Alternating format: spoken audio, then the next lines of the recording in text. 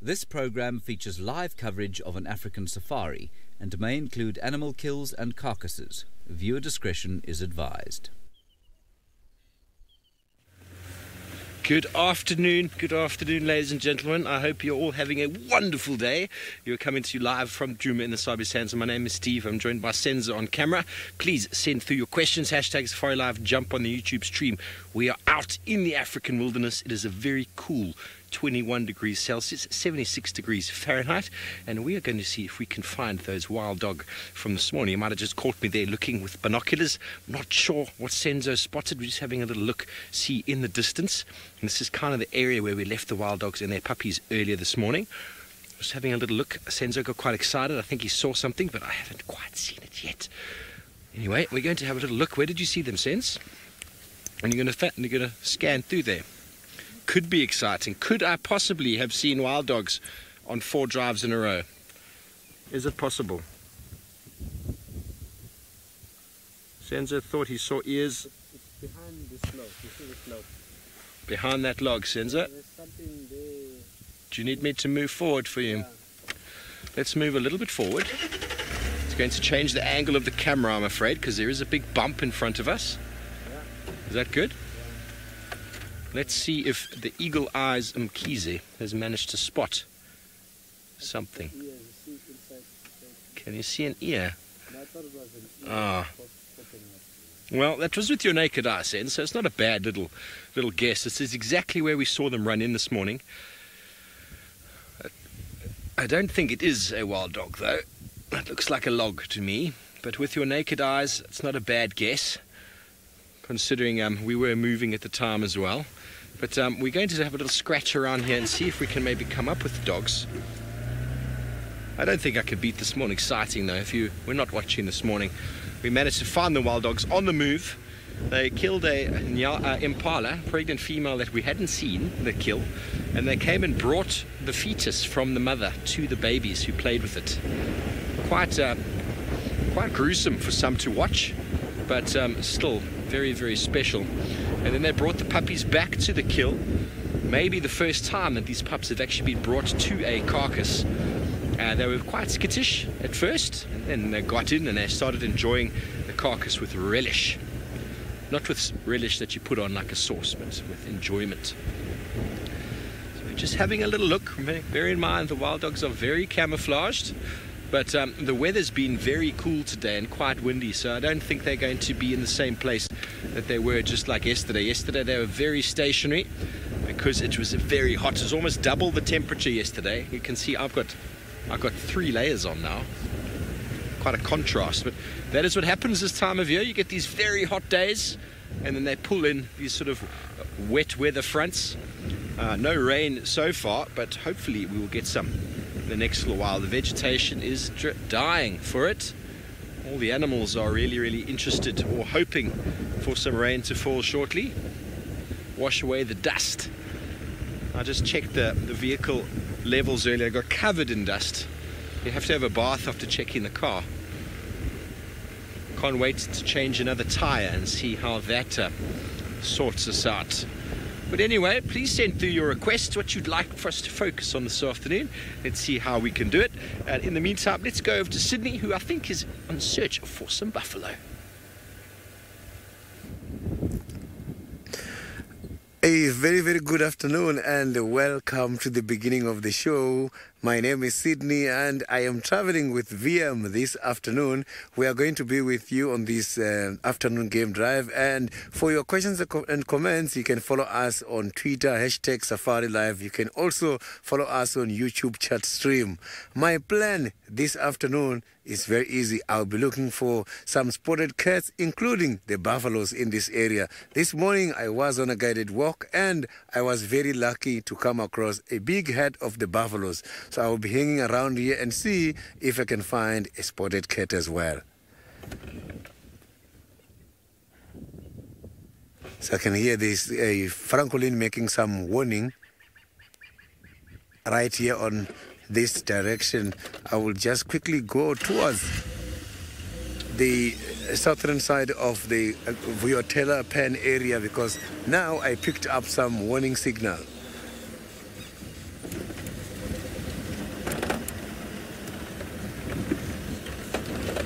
So I am hoping to find Hosanna around this area, because this morning I saw a scrub hare which was caught by Hosanna, and it was just left at the bottom of the marula tree.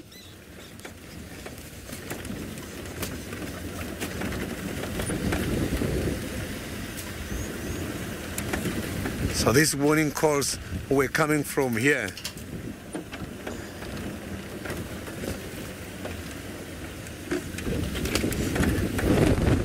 Maybe Hosanna is now about going to the water hole.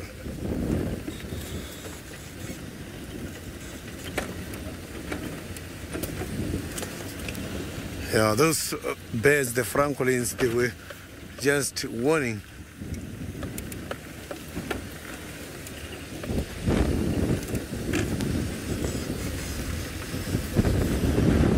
Ruben, the lions, I haven't seen the tracks this morning, but a few days ago the tracks has been spotted in the other side, just by the areas of Buffalo's Hook.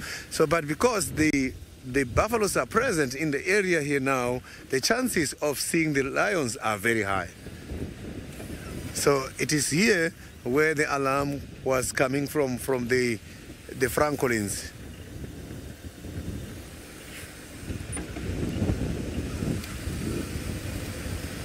There's some impalas as well down there, and no tracks yet at all.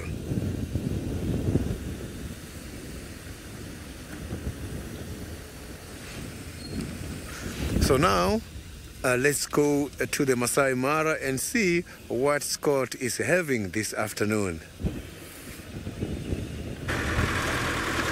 Well, I hope those Franklin are shouting at something substantial like a leopard and not a slithering serpent like they often do, maybe a little mongoose.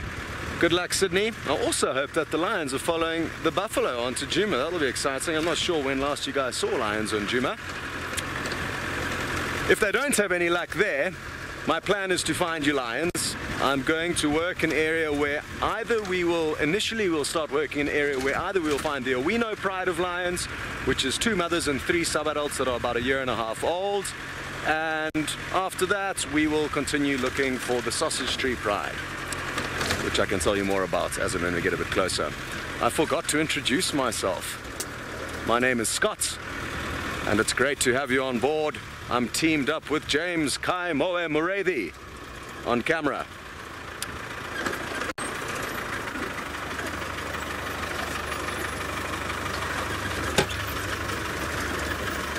Hello. How are you? Very good. Have fun. Tutafuta nyasi tu. Sorry about that. I was just saying hello. It would have been awfully rude of me not to say hello to them. Everyone's very friendly out here on safari. She was just asking me where I was going. I made a joke. I said I was going to go and look for grass. Probably wasn't that funny, but that was the joke that came to mind. It's a beautiful day, as you can see. It was quite windy earlier, but the wind has subsided, so that's nice. Makes our life enjoyable. It's not too hot. I'm also happy to hear that the Djuma crew are not melting. I think yesterday they had a scorcher, so I'm sure they're enjoying the cloudy conditions today. So yeah, those are my plans for now. Brent, I know, kind of searched the area where we had Kikenya, a female cheetah, yesterday. He didn't have any joy this morning. And it's kind of tricky, you know, trying to balance out who to spend time with, or at least who to try and spend time with out here. But I think a lot of you will probably agree that we haven't seen the Owino pride for long, so it'll be useful to look for them.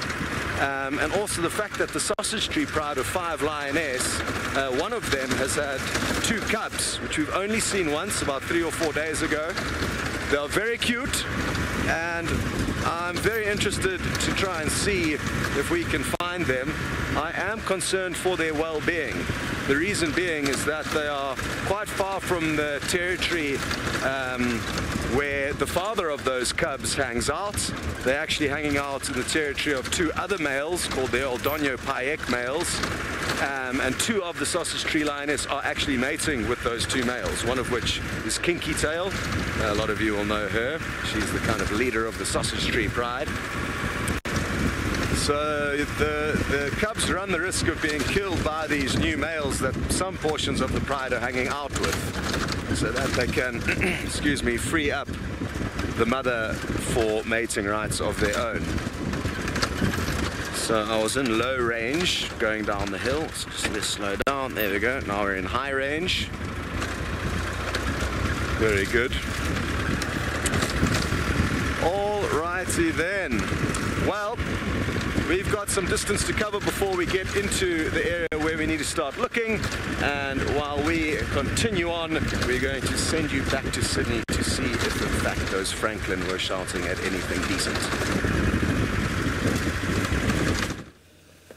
Maybe Scott is going to be lucky with the lovely cat, the lions, this afternoon, something I haven't seen for quite a long time here.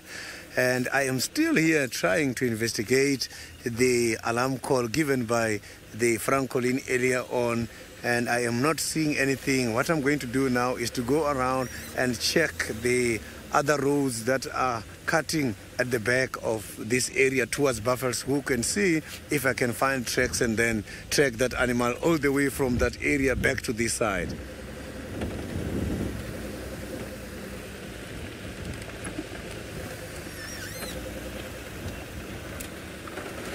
So the bush is so very nice and open because it's too dry at the moment. So it's very easy to see these animals from far. And from here where I am, it's not easy. Rosalind, lions are one of those very social animals, and yes, they do greet each other, and how they greet each other is nicely is very interesting, because you will find these animals just rubbing their head against each other, and you will see some of them just pushing each other, and sometimes you will see them clapping each other on the face, which is very much interesting.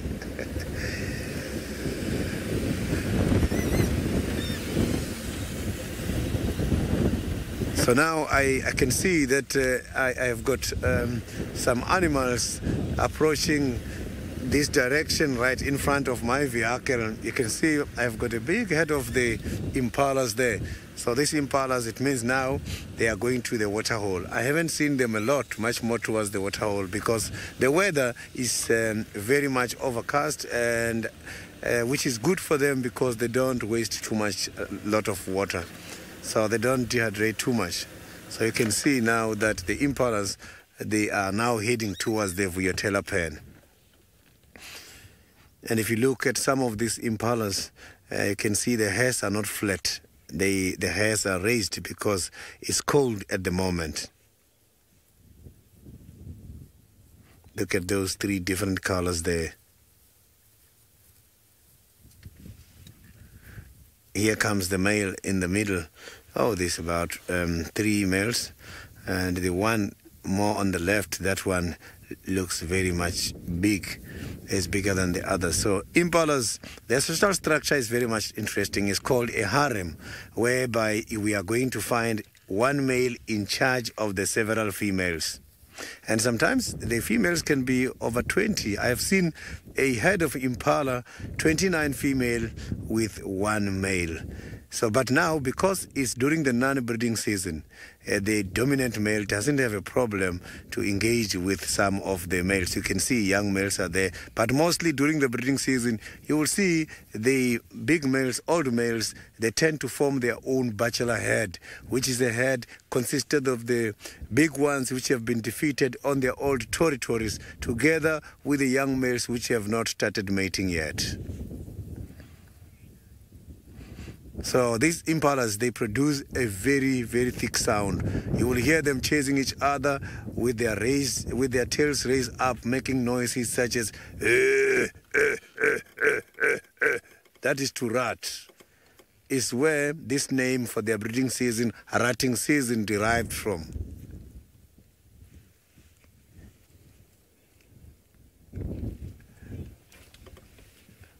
So now, let's go back to Steve, who is just driving, and see what he's seeing on the ground. Sydney, I wonder if Sydney realised that rutting impala are not to be at the moment. They are finished, the rut is over, so he's just confusing the ladies. Let's hope that his rutting noises don't bring them back into estrus, because we know that's the purpose of that funny roaring call that the impala do, is to stimulate the females. Well, hopefully we don't get a third impala estrus this year. I was just checking the track, there's some hyena tracks. Hopefully we don't get a third impala estrus. The impalas are done. So now when we hear that funny noise that they do, well, invariably it should be alarm calls. Alarm calls for predators. But we came out of camp and there was a whole herd, Mrs. Puma, of nyala inside our camp already. So you wanted us to search for nyala and kudu. The nyala have all booked it into the camp. I think maybe the wild dogs gave them a bit of a fright earlier, and they're like, well, we're going to hang out here. We saw an impala getting its fetus ripped out, and its nose ripped off. It's much better hanging around these two-legged people. So we could go back to camp and check on the impala, the nyala, but a little bit further away now.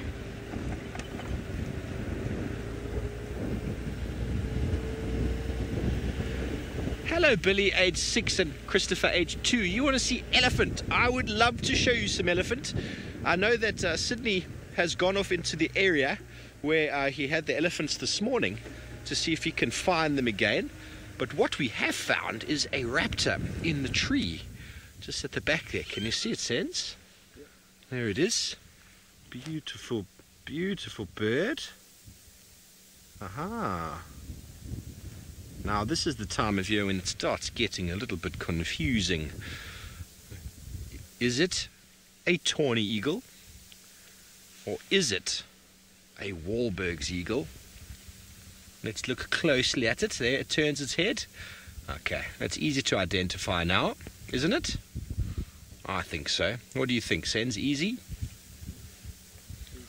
Easy. What do you think it is, Senzo? I think we're going to put it out to the viewers as a little quiz. Have a look at the bird. Let us know what you think it is. Bearing in mind this time of year, we have got the migrating Wahlberg's eagle back in the property. Hashtag SafariLive. Let us know what you think it is. Mafuta, that was a very quick answer. I'll tell you if you're correct in a moment. Let's get some more answers through. It's busy preening, doing a bit of cleaning. Feathers all the way to the feet, which is characteristic of all of your true eagles. The beak is quite strong though, I think. It does look quite strong. And it's got a little bit of a molt happening on the chest. Potentially a juvenile coming into adulthood. And when it turned its head, it didn't have that characteristic sort of crest on the back of the head. See, it's quite round on the back there when it turns its head, and it's got quite a strong beak.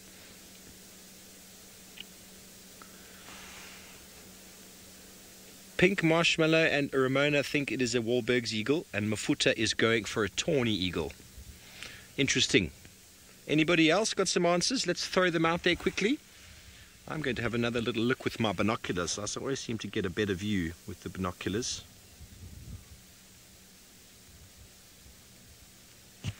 Ladybird, you're saying Wahlberg's. Well, now that I've had another look with my binoculars, you can see the side of the beak. There's a little bit of a tuft on the back of the head when it puts its head up. And the beak is not very, very strong. I might have to get my phone out to show you exactly what I'm meaning when I have a look at these. But we've got a few who are saying Wahlberg's. Only one so far who's saying tawny eagle.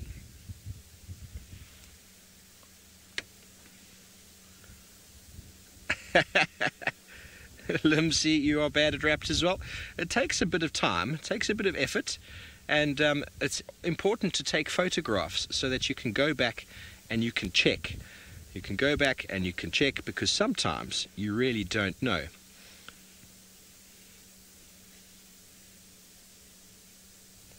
Rocky and James, you're going with a tawny eagle. Well, there's a third for tawny eagle, which is quite a good guess.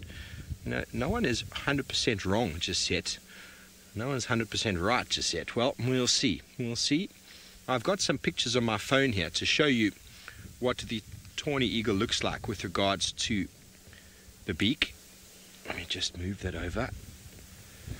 And when you look at this picture, if we can get it in the right sort of angle without the light reflecting, there we go. Have a look at the beak. The beak is very, very strong. Get a little bit in there more, Senzi. Very, very strong beak.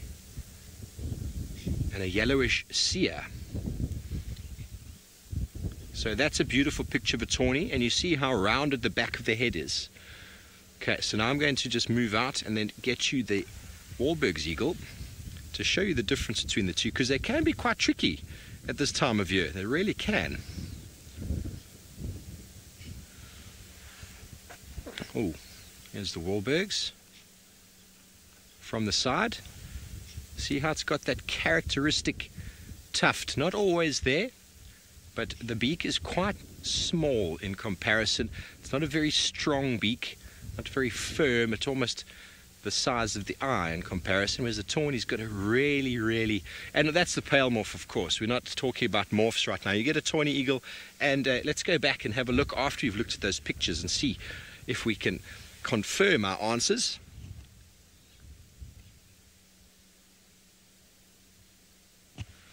Well, looking at the size of the head and the size of the beak, I am going to go with a tawny eagle. I could be wrong.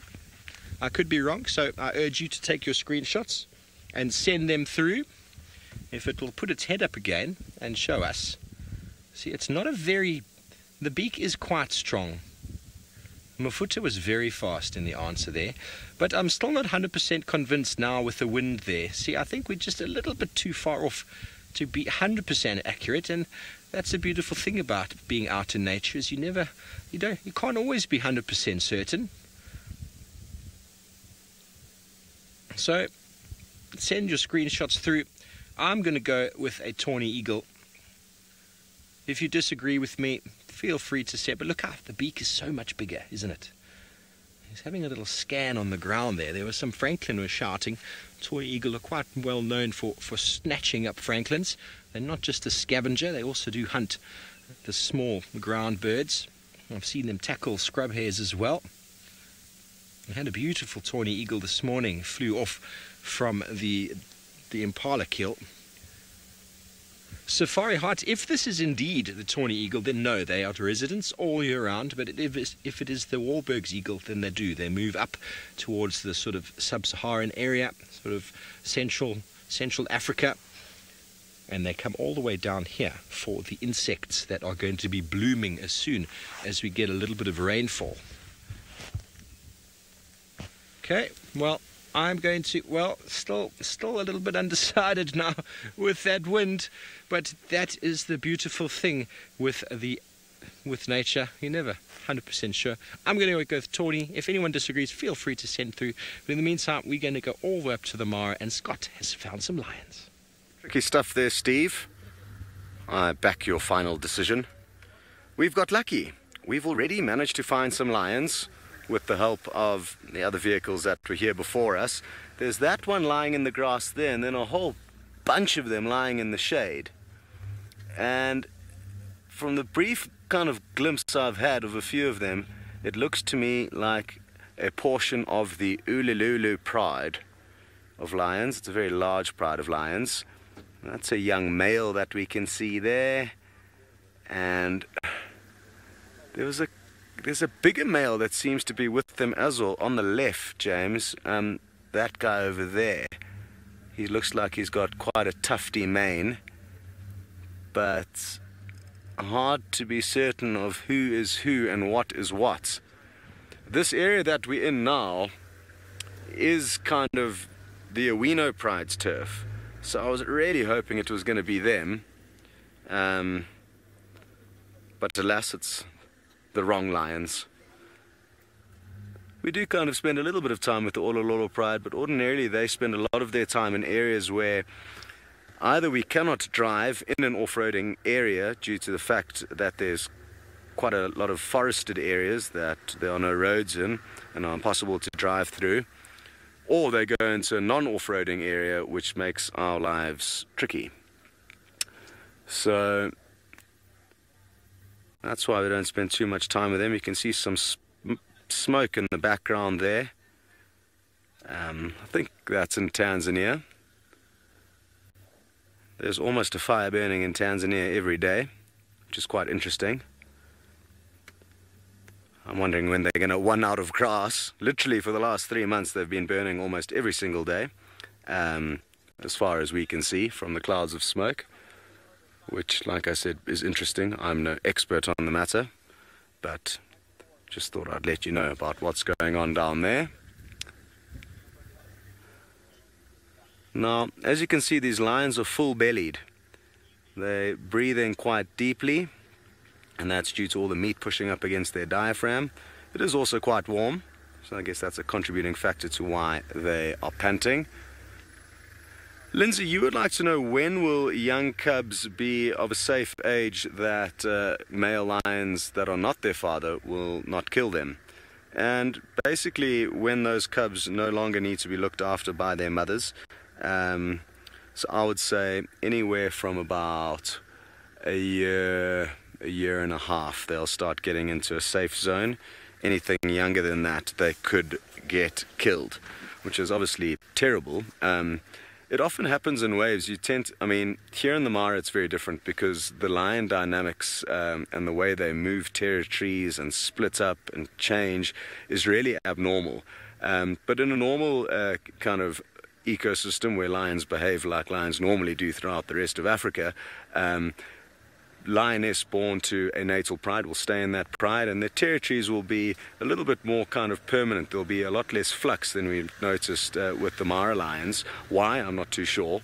And what that means is you'll tend to find a coalition of males coming in and ordinarily being dominant for about 3 or 4 years on average. So when that new coalition comes in, they will kill cubs, even lioness that are trying to defend their cubs. So it'll be kind of a massacre when a new coalition arrives, and then everything will kind of be normal, and cubs will be raised for the next 3 to 4 years until the next coalition comes in, and then there'll be another bout of cub massacring and even lioness that get caught in the crossfire. So I hope that kind of helps you, Lindsay. I think I'm going to leave these lions, guys, and go and look for lions that A, we were hoping to find in the beginning, and B, that are not as full-bellied. So say goodbye to what I think is the Olololo Pride, and we're going to also be saying goodbye to you for now and sending you back down to Steve. Thank you, Scott. Well done on finding your lions. We have found a beautifully camouflaged bird. It's come out to play with us. It's the red-crested korhaan. It is the male, also known as the suicide bird, because of their display ritual when it comes to attracting females. These are polygynous males. They will mate with many, many females in an area and will provide absolutely no parental care. But to be able to see the females, because they feed on all sorts of things from seeds to grass vegetation, so they occur in quite a large area, and they're very camouflaged. And to be able to see, for the females to be able to see them, they'll do this very loud, this very clicking sound before, something like that, before bursting themselves into the air, flying almost directly upwards, and then banking upside down, showing the black belly to the sky, falling towards the ground in a suicide roll, which obviously attracts the females, and the most daring of the males gets the females to come closer and investigate how beautiful he is. But he's not very interested in playing with us right now. He's just behind that little stump. I'm going to see if I can move back and get him again, because he is a very nice specimen. It's not often that you get them out in the open like this for too long a period.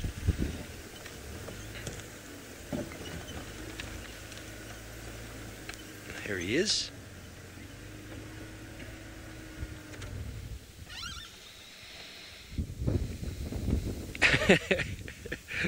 Magic dragon lizard. It does indeed have chicken legs. The Korhan, in fact, has got, it's missing the back toe, so I think chickens have got a back toe, so actually different to a chicken. They've given up completely the foot on the ground.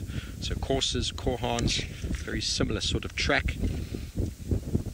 The snow angel in the sand. He was eating a bit of grass seeds there. Thinks we can't see him, but easily identified the male by that black chest with the little sort of white bands on the breast. The female, it's only black on the belly. And they call it the red-crested Korhan because when he gets excited, he actually pops up a little red crest on the back of the head, which I've only ever seen twice. There we go. He is very camouflaged and disappears behind that little stump. He's being very shy. But anyway, we're going to move on. We're going to be checking the west. I'm going to go check our treehouse dam now, see if there's any sign of Tingana. And in the meantime, let's go back to Sydney and see how he's getting on.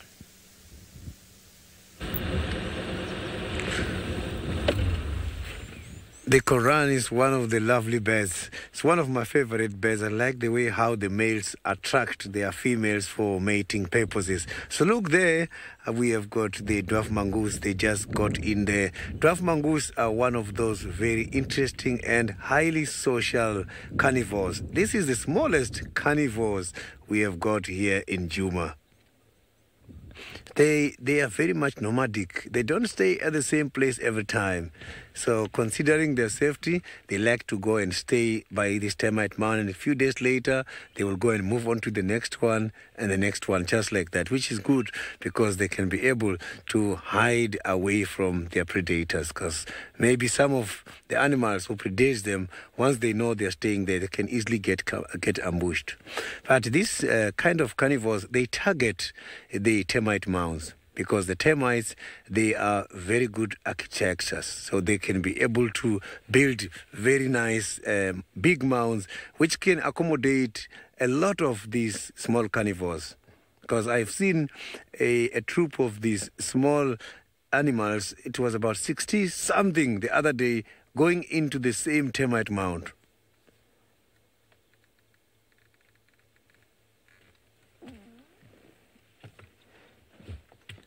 So they are all very much shy at the moment.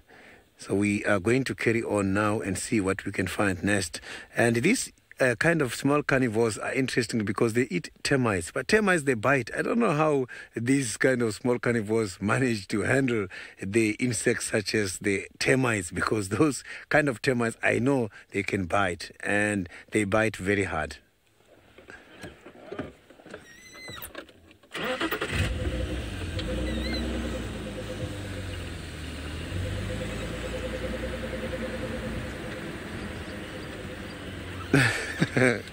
Ivy, that is true. They've got very tiny, a little kind of a bare face, and their nose, it looks good.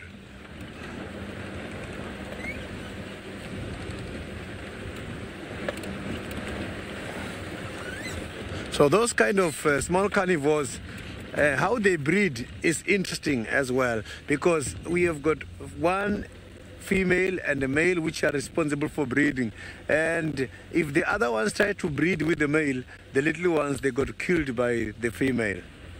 So the alpha female is the one who is responsible for breeding purposes.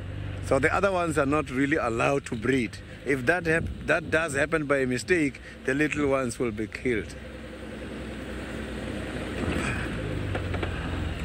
So that is a very difficult social structure.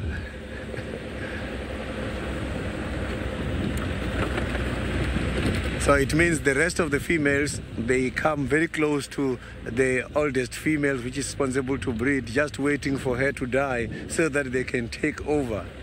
They don't have to show that sign that they are wishing her to die. They just have to come close to her, monitoring and checking, and say to themselves, when is she dying, so that we can take over and breed.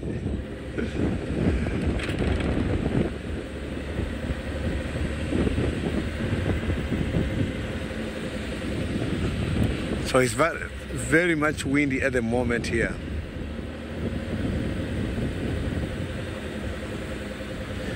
The giraffe, We do see them very often, and this morning I saw the fresh tracks, and also now I saw some fresh tracks of the giraffes. Those are not difficult animals to find.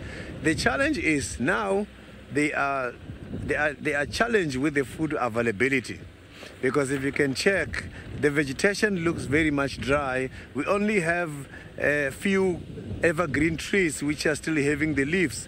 And these animals, they must have to travel long distances in search of food.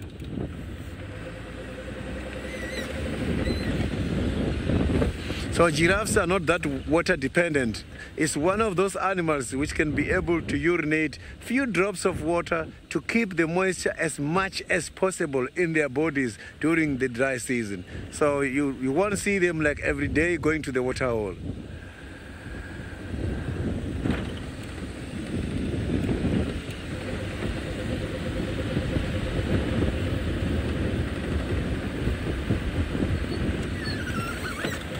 Scenic. The antelopes which can survive much longer without having water are the animals such as the gemsbok, the oryx gazelle. The oryx gazelle can be able to go for about 2 to 4 weeks without drinking water. But also they've got a way of conserving water. They don't urinate much. They just urinate a little bit of water to keep the moisture as much as possible, like what the giraffe is doing.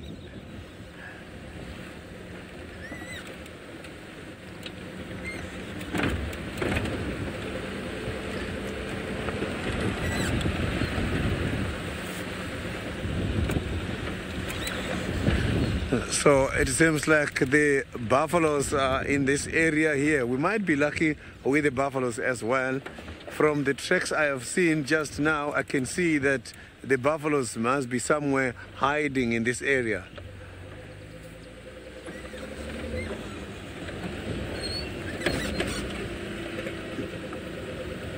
Oh, there's some tracks here. Maybe this is the tracks for Thandi and Kalamba. So I can see that there's been some movement going up and down. So I'm going to have to turn here and try to follow these tracks, because to me, these tracks, they look very new. The challenge is it has been windy since this morning. So now, let's go to Scott by this Masai Mara and see what he's having at the moment.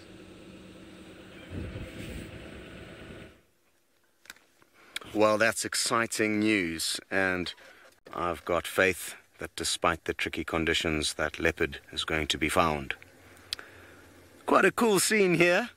These poor ostriches seem to be baking in the sun. 2 ladies, and you can see she was kind of almost panting and trying to hold her wings out. Let's check this one a little bit closer so that they are not blanketed by feathers. Look at her mouth open. Shame, girl. Too warm, despite the fact that you are not wearing any pants. Ostriches only wear clothes on the top half of their body. And I'm told you're looking at a Quran earlier, which looks like a mini ostrich. I agree. Despite the fact, like I said, that these ostriches have this bizarre thing that they only wear clothes upstairs, not downstairs, with naked legs, as well as a naked neck. Very good. I'm told one of you just saw a clip of me, probably on the BBC channel, in Kenya with some Samburu people. I'm quite fortunate in that Nat Geo and BBC both like me. I'm only joking. It was just through complete default. I was just fortunate in that Nikki and I were both managing a camp up in Kenya in Samburu, and a documentary was done on extraordinary hotels, of which our little lodge was a part of a Kenyan outfit. That's quite impressive. And that was Hazel. So happy that you got to see me there. It was quite interesting. It wasn't what I'm used to. As all of you are aware, we do especially back then we only used to do live stuff. Now we've started doing a little bit of non-live stuff, so having to do a million takes and listening to people telling you what to say was quite a little bit interesting. Anyway, glad you saw that, Hazel. Hello, Margarita. You would like to know if ostriches get eaten by any of the predators. And yes, they certainly do. There's kind of two different categories, though, that I'd like to break it down into. Starting with the adult ostriches, they can and are taken down by lion from time to time. Who knows, I'm guessing even maybe a coalition of cheetah in a certain area where maybe food is scarce, or easier prey is scarce, that even a cheetah would take down an ostrich. And I'm pretty certain a big male leopard would also try its luck. So all three of the big cats here, I think, are capable of taking down ostriches. It's something that I've never seen and something I really hope to see. I just think it would be quite impressive to see the collision and the impact and all the feathers going flying if a lion tackled one of these beasts. But then, more importantly, Margarita, we must remember that these ostriches are tiny just after they hatch, and they are very vulnerable. So I'm sure the babies get eaten by just about anything that comes across them. Snakes, jackals, birds of prey, lions, leopards, cheetah, you name it. Yeah. Sinek, I think it was Sinek, you'd like to know how do they keep their eggs cool?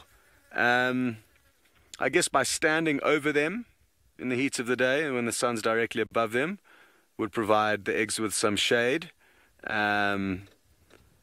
So yeah, that would be my theory. I've never actually come across an ostrich nest in the wild. It's something I'm desperately hoping on stumbling upon.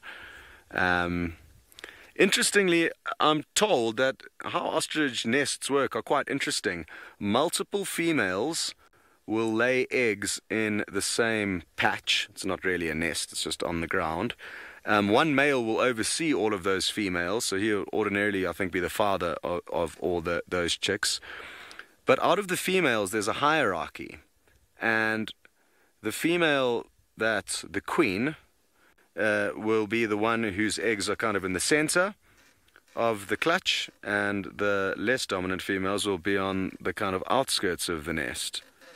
I stand to be corrected, but I'm pretty sure I read that once upon a time.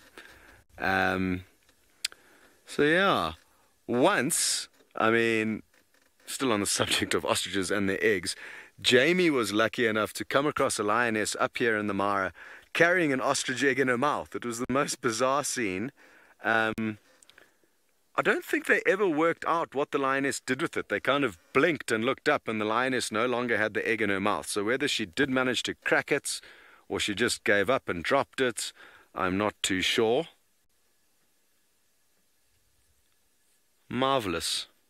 Another interesting thing, again, I stand to be corrected, but I'm pretty sure it's 16 average-sized chicken eggs will make up the size of one-time ostrich egg. Safari Aussie, yes, ostriches, I would say, are twice the size of emus in terms of weight and height. Yeah, emu is a lot smaller than an ostrich. Why don't you Google ostrich versus emu? Maybe there's a picture of a comparison, and then you'll get a good idea. But I'm pretty sure it's kind of half-half. Such bizarre animals. Puma, you would like to know if it's true that ostriches live to over 40 years of age. I don't have a clue, but it certainly is possible. If you think of a lot of the parrot species, they can live, at least in captivity, into the hundreds. A lot of the eagles will live to 40 or 50 years of age, only becoming sexually mature when they're about 8 years of age on average. So yes, it's definitely not unlikely that they could live for that period of time. Marvelous. I think we're going to keep moving because the ostriches are quite far away from us now.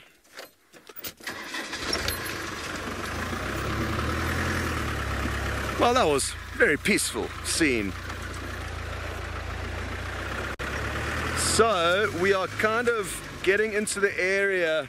We're going to take a road up and then start following this mountain down to the south in the hope that the Owino Pride are going to be somewhere here. Failing that, it is going to take us into the direction of where the Sausage Tree Pride were last seen. Both the three individuals, of which there's a mother with 2 cubs, as well as Kinky Tail, who is on honeymoon with one of her new boyfriends. Very, very good. Okay, we're going to send you back down to Steve.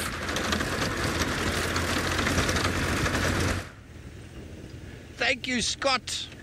Ostriches, well, I've never seen one getting caught either. They're very fast though. In these dense areas they do get caught though. I've never seen it. They taste so good there's nothing left. But cheetah, lion, I suppose leopard as well, been known to take them down.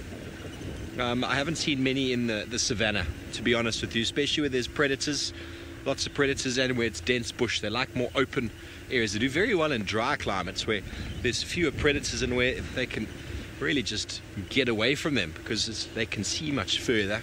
It's difficult to stalk an ostrich in the Kalahari Desert. Anyway, nice protein for their eggs. We're down at Treehouse Dam. We're just popping up onto the little wall here. Have a look.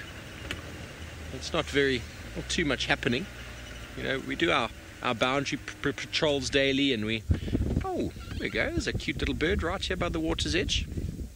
A little bit of a bum shake, a little bit of a bum wiggle. There he is. Picking up all sorts of arthropods or insects from the water's edge. Nice straight beak. Longish legs for their body size. And that little bum shake is quite characteristic for this particular bird. And if you look on the shoulder, there's a bit of a C. Oh, he caught something. Oh, he's got it. Quickly, eat it. And this is the common sandpiper, easily identified by that bum wiggle that he does.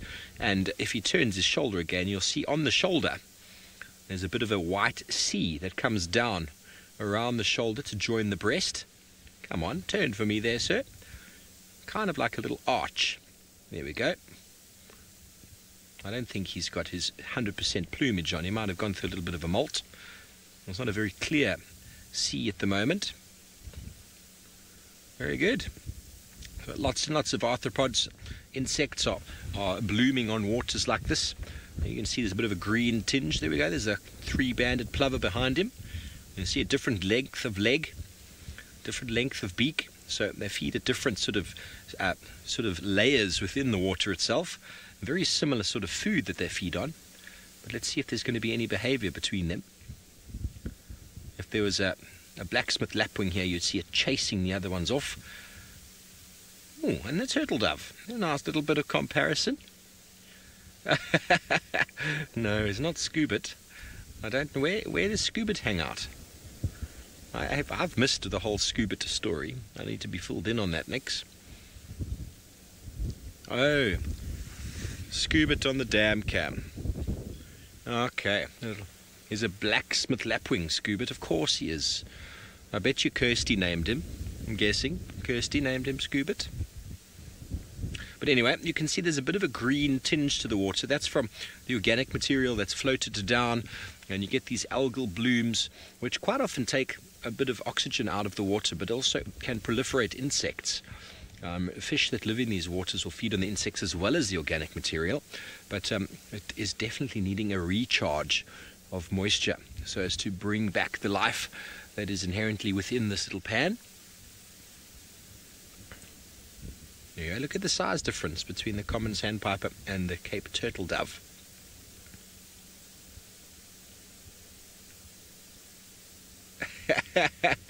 Yes, Angel, it is. The bum wiggle is the cutest thing, and when they really get going, it is quite something to behold. They really shake that bum. You can we should actually do a little bit of a soundtrack to one of them when they do their little bum wiggle. But it's quite interesting to see now. You can see the length of the legs, how deep he's actually going into the water. And that is how a lot of aquatic birds, if you look in any bird book in any country, you'll notice there's an enormous number of aquatic bird species.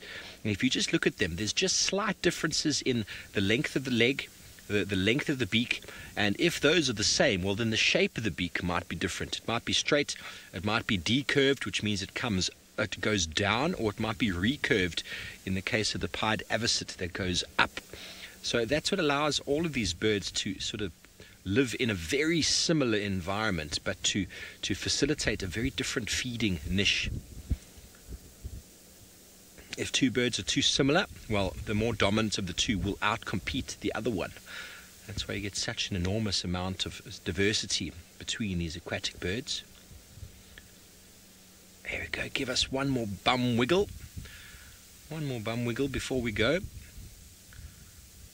Well, it seems like Scott has managed to find something that some of our very younger viewers wanted to see. Let's go and see. Oh, happy that Steve has found some wiggling bottoms for you guys. We're getting lucky. Lots of animals. And this cute little Ellie. Now let's take a look and see how far along and how far advanced it is. It seems actually quite good at using its trunk. Often these youngsters can get quite frustrated with that long nose of theirs, as it takes them a long time to kind of get to grips with them.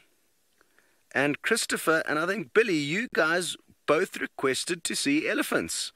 Well, there we go. And thank you very much for asking, because if you don't tell us what you want to see, then it makes it very, very difficult for us to know what to show you. One thing that I would like James to show you is the beautiful clouds and rays of sun poking out. What a scene. How beauteous is that? Aren't we so lucky to be exploring this incredible place with you guys? And the fact that there's some Ellies in the scene as well. Lots of Ellies, actually, as you can see now as James introduces you to the rest of the herd. And they all seem to be very, very peaceful and happy.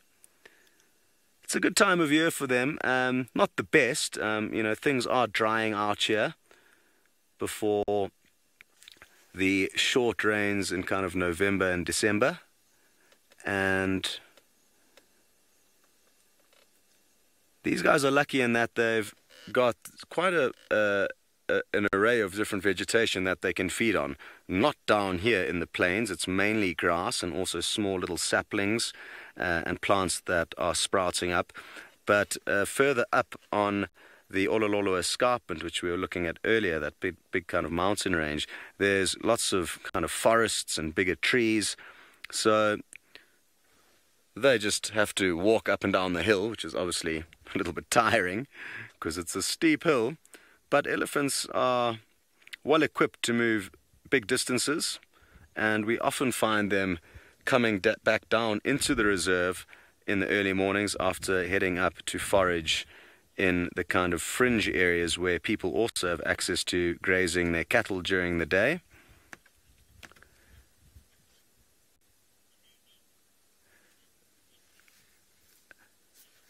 J.R. Weinefeld, you would like to know if elephants will only mate once to get pregnant or if they need to mate multiple times. I think they will need to mate multiple times to make sure. I think most wild animals will mate multiple times as a general rule, not just once off. But I guess just like us as humans, if the timing is right and everything goes to plan, one copulation could in fact get the little swimmers to the egg, and therefore the process of the baby being developed begins. So yeah, good question. I've only ever seen elephants mating once. Oh, is she going to shake the tree? Or is she just kind of... Come on. Oh yes, I love it when they do that. And the fruits from this Balanites tree are kind of an oval, almost acorn-sized and shaped fruit. They're green in color, and the ellies like snacking on them. So there's another example of other things that they get to snack on down here in the plains, not just the grass, as I said earlier, and the small saplings, but also the fruits from these trees.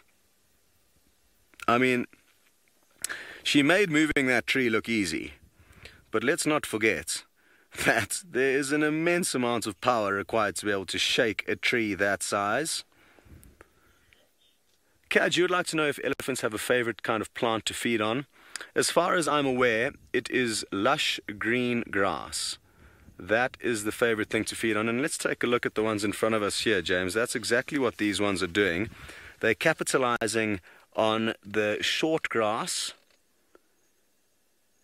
over here, and in the areas where the grass is short like this, and there's not much of the old dead yellow grass, it allows kind of space and sunlight for fresh green shoots to pop up. So that's what they're feeding on there. And, you know, if you think about it, grass, oh, off they go. Grass, when it is lush and green, is very easy for them to pluck. It's very soft and easy for them to chew on, often high in sugars. So I think, yes, grass is their favorite. But they have to be resourceful. They don't always have green grass. And I guess, you know, in different areas, elephants will have different kind of favorite treats or fruits to feed on. Down in South Africa, during the summer months, the marula fruit gets elephants running from tree to tree. And the elephants up here don't have that privilege. They don't have marula fruits, but they've got other fruits, I guess, they can feed on. Safari Aussie, I couldn't agree with you more. You have just complimented James Kayamoe Morethi on his slick camera work, and I think he is doing an excellent job. Photobomb, how was that for timing? To test James's final test, a little car popped through into the frame. He's chuckling.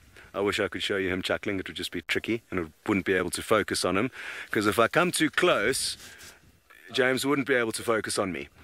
I have to be over here for him to focus, and James was very close to the camera, so even if I swung it around quickly, I wouldn't be able to show you him very effectively. The fact that he is twice my size is also a good reason why I wouldn't want to try and get the camera out of his grip, because he could discipline me very effectively. James is a Goliath of a man, yet very delicate when it comes to wielding the camera. Howdy! Everyone's so friendly out here. Marvelous. Something that's quite funny that happens often from time to time is that people come up to say hello to us, and they're like, "Oh, we're your biggest fans," often Americans, and we're like, "Really? How long have you been following SafariLive?" And they just look at us with a blank face. It's because they've seen the Nat Geo Wild emblem on the side of the car. So we get that quite often. But earlier we did just meet some SafariLive fans, and it was wonderful to chat to them. So make sure you let us know when you do come out to either the Mara or the Sabi Sands. It'll be great to see you. Very good. We're going to keep moving along and send you back to Steve. Thanks, Scotty. Well done for finding some elephants. We've gone and done the same. We've got some southern African elephants. They are the exact same species as what Scott has got for you up there. So, Billy and Christopher, we have found you some more elephants. Yay! Definitely one of my favorite animals to see. And this, so Scott was showing you his elephants pulling up the grass and eating the grass. Well, here, this individual has pushed over a tree, and that is the roots that he is ripping up. He is stripping the bark off of the roots. I'm trying to have a little look-see and see what tree it is that he's damaged there, but I'm not 100% sure. There's not too much of it left. It could be a bush willow by the color of them, but there you can see he's got the bark in his mouth. Unlike the Mara elephants where you see those tusks, the tusks down here are very dirty. You see how dirty they are. The ivory up in the Mara is very clean because they don't spend too much time using them to gouge into trees and to rip up roots, where that darkness on there is just basically stains from the vegetation. There we go. He's busy moving a log. He's going to use his foot. Look at that, with absolute ease. He's ripping the root again, using the end of his toe. Very, very cool to see.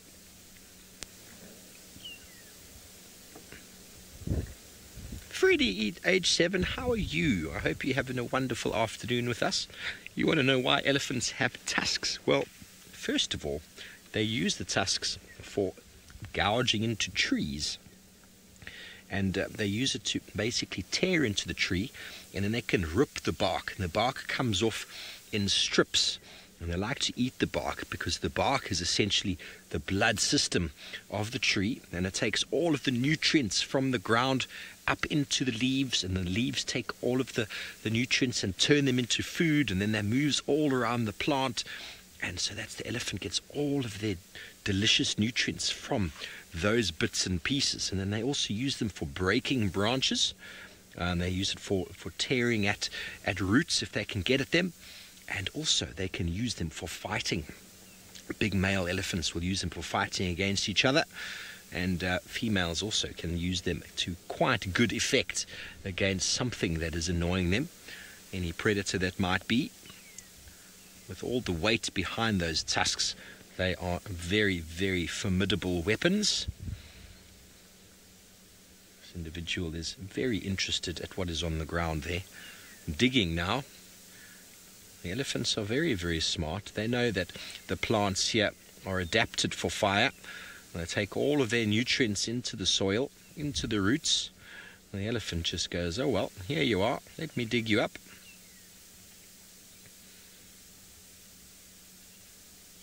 Spend a lot of time digging this time of year, and it is quite a bit of disturbance that they create.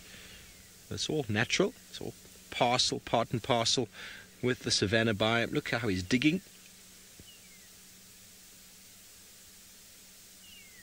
You can smell what he's looking for there, and he's just trying to get access to it, and as soon as he can get his trunk on it, he's going to rip it up. There we go. Look how he's found the root. Now let's see if he uses his tusk at any point here. He's using his foot. Once he's got it, he's going to lift it up to his tusk. Oh, are you? Here we go. There's the tusk. Now watch how he's going to try break it with the tusk there. Ah, very good.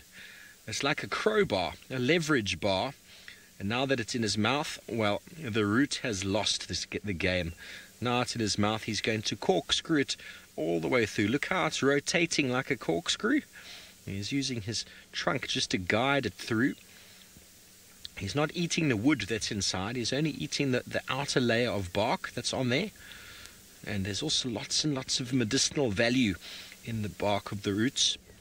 Sometimes there's more in the root, sometimes there's more sort of compounds in the roots than there are in the actual bark of the tree. So maybe he's feeling a little bit sick. He's getting some medicine there. I can't tell you what tree it is he's feeding on. It's very hard from this distance and just with the root to see what it is. But I'm sure the elephant knows. It's got a particular type of smell. Well, this elephant is going to enjoy his corkscrewing of that bark. Look how it comes out clean on the other side, like a little bit of candy floss. But while we stay here with these elephants, it seems like Sydney has found a very interesting animal.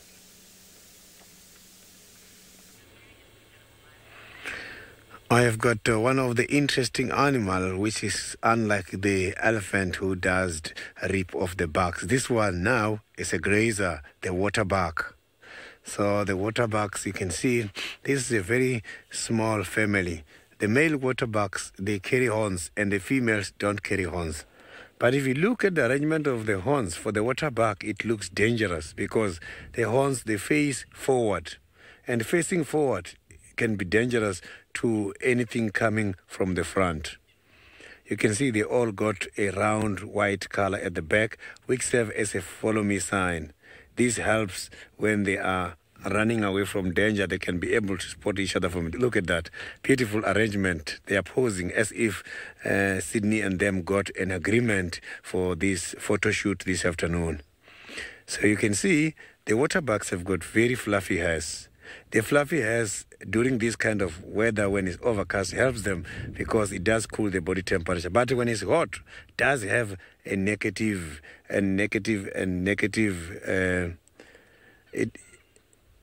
So when it's hot, it does have a negative impact.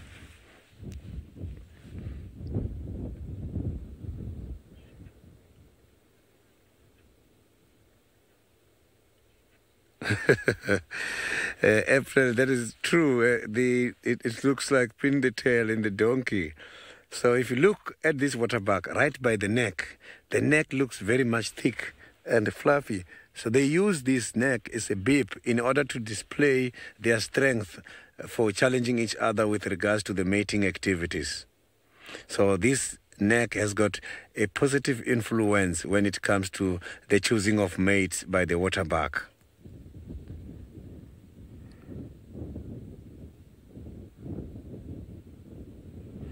So water bug is one of those animals which can be able to eat the droppings of their little ones when they are new, just to hide away the evidence that they have got some little ones.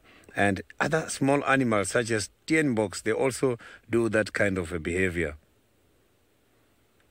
So these animals, their design, it has been done as if it's going to be an aquatic species, but they don't really spend much in water. Yes, they can swim, but not when it's hot. They can only try and swim when chased away by the predators, just to try and get away from danger.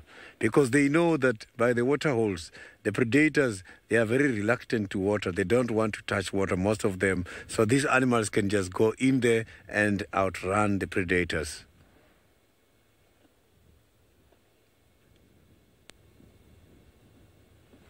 So these animals are territorial, but is one of the animals who does not use the droppings and the urine for demarcation purposes.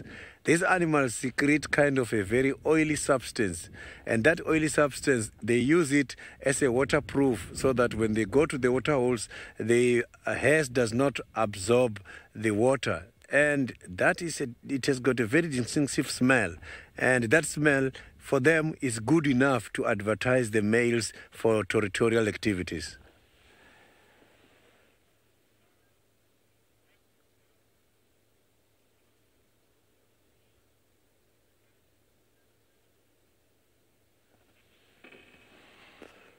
So I am just going to pull forward a little bit and see here where these water bugs were coming from. If there is any other interesting animal at the moment, I can see that down here I am at the Buffalo's Hook Dam, and there is some hippopotamus also standing close to each other by the dam. So I'm just going to pull forward so that we can have a better sighting of the hippopotamus.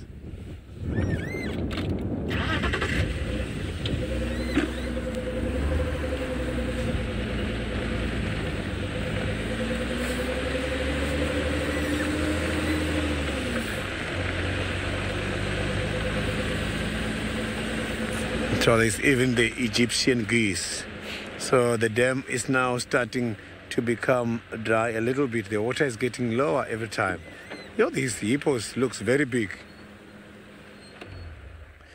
This hippopotamus looks very big. So the one on the left, it looks like a very big rock when the head is underwater. It's like one big hippo next to the big rock. So the hippopotamus, they are so very well gifted because they can survive in water and outside. Look at that. The one on the left, if you look at the outer layers of the ice, just look at the outer layers of the ice, it's dark. This one has got the pink outer layer of the ice, the one we are seeing now. So that one probably must be the female. If you check at the ice on the other one who is on the left now, you will see the ice, the outer layers of the ice is dark.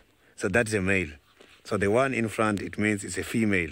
So this one behind is a male. So that is how you can easily distinguish between the male and the female hippopotamus.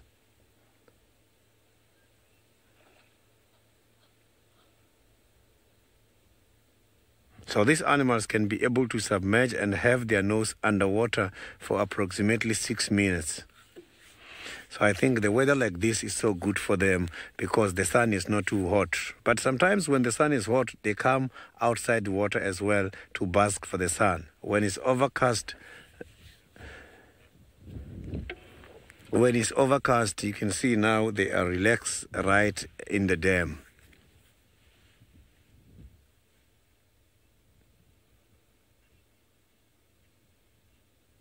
You can see when the mouth part is right underwater, the head, the eyes, they can still see outside.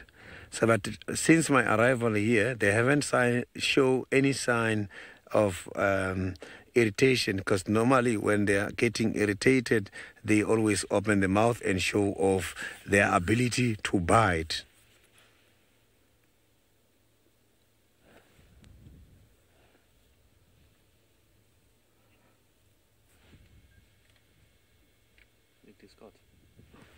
So now let's go to Scott, who's got something to show us at the moment.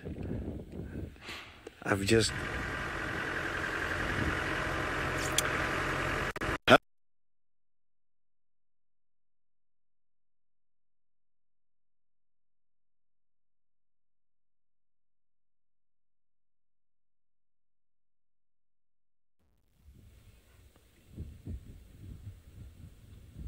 So you can see that this hippopotamus here, at the moment, they are grazers, but they are just looking at the riverbanks. This is not the best time for the hippopotamus to come out and feed outside here and also by the banks.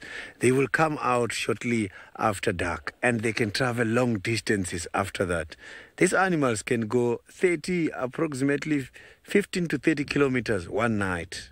That is a very long distance, but the distance obviously is determined by the availability of food. Look at that. You can see those wounds there. For these wounds to heal, it takes time because some other birds, such as the oxpeckers, they come and clean these animals, and which is a very good thing to do.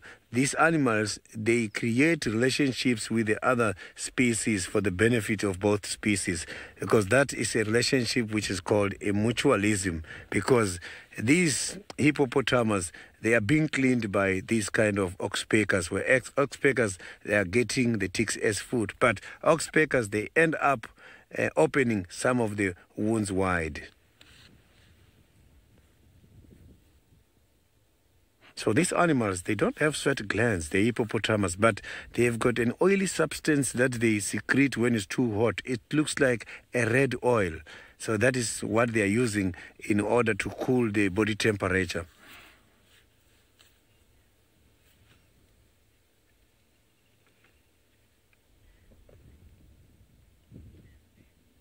And in a more, I didn't copy the question very well. I think there is a challenge here with regards to my communication. But I just... Yeah, if you can repeat that question, FC. I think I was having a challenge with my mic, but now I can hear you nicely.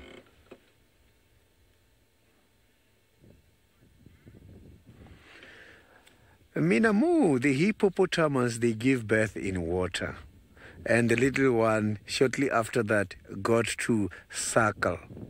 So they don't give birth outside in water.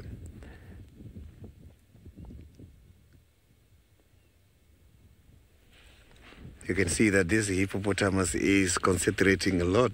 It's right looking at us. So when they've got, the little ones can be very much protective, the hippopotamus. Because remember, hippopotamus share the same area with the other dangerous predators such as the crocodiles.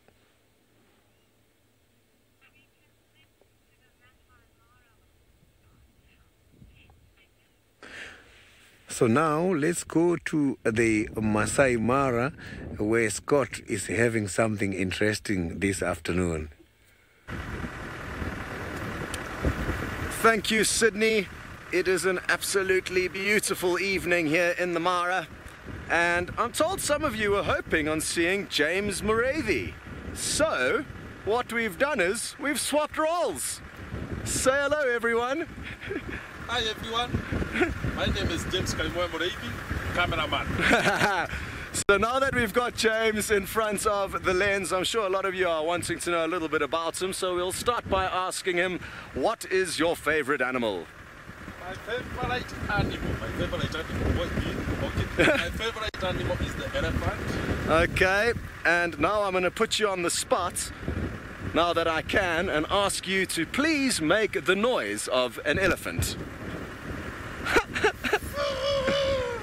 Not bad, not bad. James, I think you're a natural. I should actually keep an eye out and make sure that you don't take my job. Anyway, everyone, I'm sure you've all enjoyed seeing the man in the flesh. It might be a little bit difficult for you to hear him because he isn't mic'd up like I am, but bye-bye. And I hope you enjoyed that little brief glimpse of this legend of a man. See you later. We're going to send you back to Steve. Bye-bye, viewers. Well, how funny was that? Nice to see James on camera for a change, for the first time, I believe. I mean, what kind of a thing is that? The cameraman is driving the vehicle. Who would ever have thought something like that could happen? Well, we're still out and about, busy looking for some tracks on the road. Sometimes we stall the engine and we have to start again. That's just because we're wearing funny socks, I suppose. That might be the case. Trying to find the gear.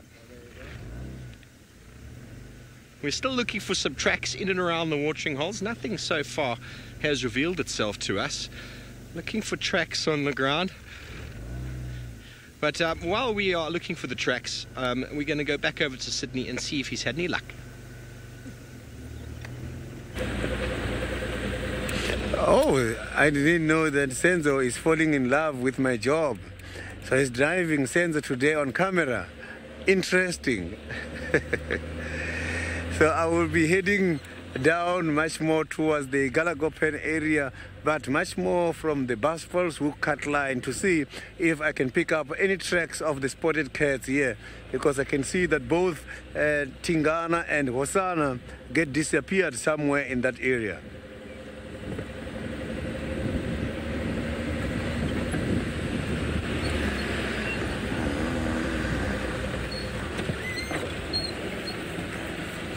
No tracks at all. So these animals, they are more or less at the same place. My favorite cat safari, Abby, is the lions. So the lions, how the lions walk, you can see that these animals, they are so proud of themselves. You can see when they are walking, whether hungry or not, lions, how they walk as a pride or as a coalition is fascinating.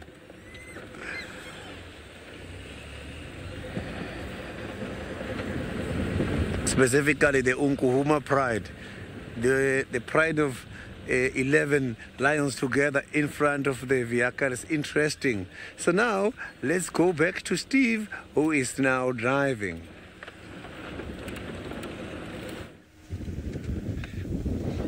A little bit of tomfoolery this afternoon. We thought we'd just confuse you all and see who's paying attention. Well, we've got a beautiful bird over there. Well, it's just moving. I'm going to have to move up now. Can you get a sense? Oh, it's moved. Let me go around the corner. Beautiful bird hanging around treehouse twin dams now. He's going to come through the open there. I'm going to just position myself here. He's going to come out into the open. Let's be patient. Let's see if he comes through. What bird is it going to be? It's behind that bush. Is he moving? You can probably hear the wind on my microphone. It's very, very windy. There he is.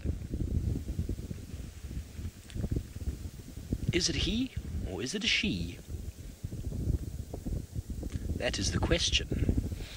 Those of you who've been watching the show for some time would be able to identify not only the species there, which is the saddle-billed stork, but whether it is a male or a female.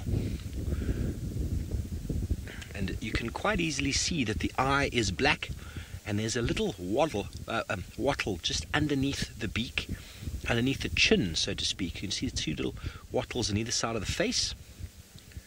I wonder if any of you out there can tell me if this is a male or female. You've got a 50% chance of getting it right. It's talking about aquatic birds, this is one of the specialists with the longer legs and a very strong, robust beak. Let me see if I can get us into a better position to have a look. Now that I'm back in the driver's seat, try not to stall it. Hey, Senzi. I know that everybody loves seeing Senzo on camera. Probably the highlight of the day. James and then Senzo on camera.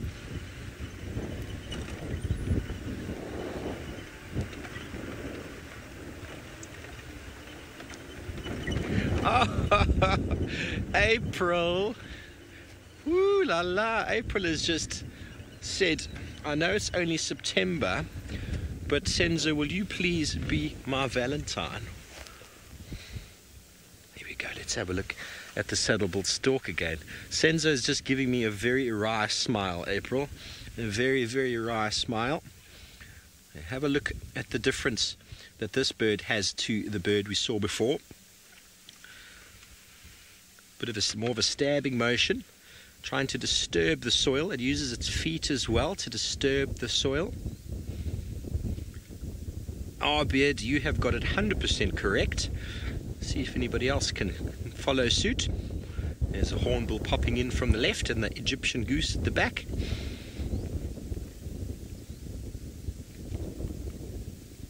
MK Safari Aussie, you all got it correct. It is indeed a male saddle-billed stork. The female has got a yellow eye.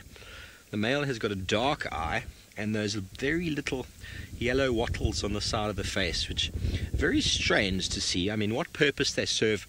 Probably the only purpose is mate recognition, but other than that, I don't really see the purpose of these little, almost like earrings hanging off the bottom of his face.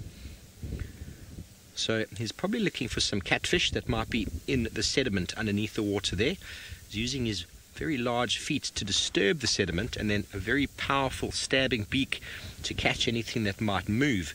When you see yellow-billed storks moving through the water, they actually move with their beak in the water, and anything that touches their beak, it's like a hair trigger.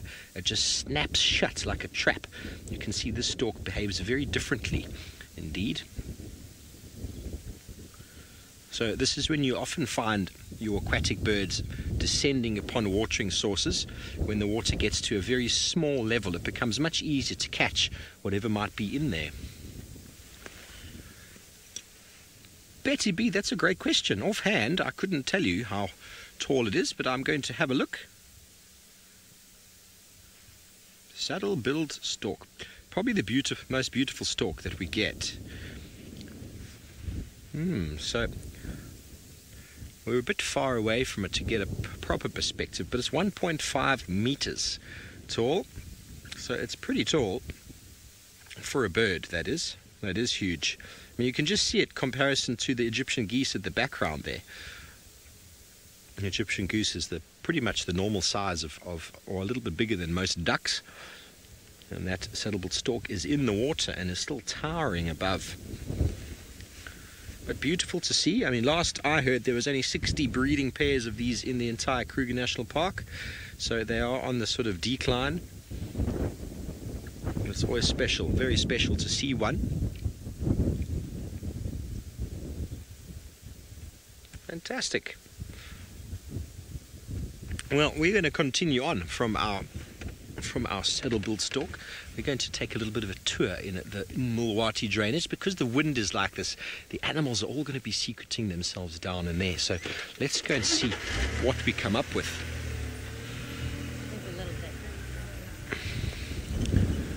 Okay, so we're going to be going just into the drainage now. We might lose a little bit of signal, but in the meantime, we're going to be going all the way back up to Scotty D. Let's see what he's up to. It's one of the most magical pieces of Djuma. You can drive it for, I would say, probably 1.5 miles in the riverbed. And it's one of my favorite things to do whilst on Djuma. It's just such an exciting place to explore. The sun is now dipped behind the escarpment and it's got quite chilly. The wind's picked up, and I'm hoping these conditions are going to make I should have said, Nikki's just said, no comments from James's cameo. I was so busy trying to follow the procedure of relating to where you've come from, and I guess I just waffled a bit much about the Mulwati. But yes, I'm sure a lot of you loved seeing James and Senzo in front of the camera. I see Senzo is looking quite smart with his hair at the moment. He's had some extensions possibly, I think, put on. A new look. I think it's pretty cool. And it's quite bizarre actually, now that we've been chatting and talking about it, how you always hear who we teamed up with, but some of you, a lot of you, will never know actually who that person is, what they look like other than their name. So I hope you enjoyed that. We certainly did. James says now he understands why the presenters go to sleep early and the cameramen stay up late. He found that quite stressful.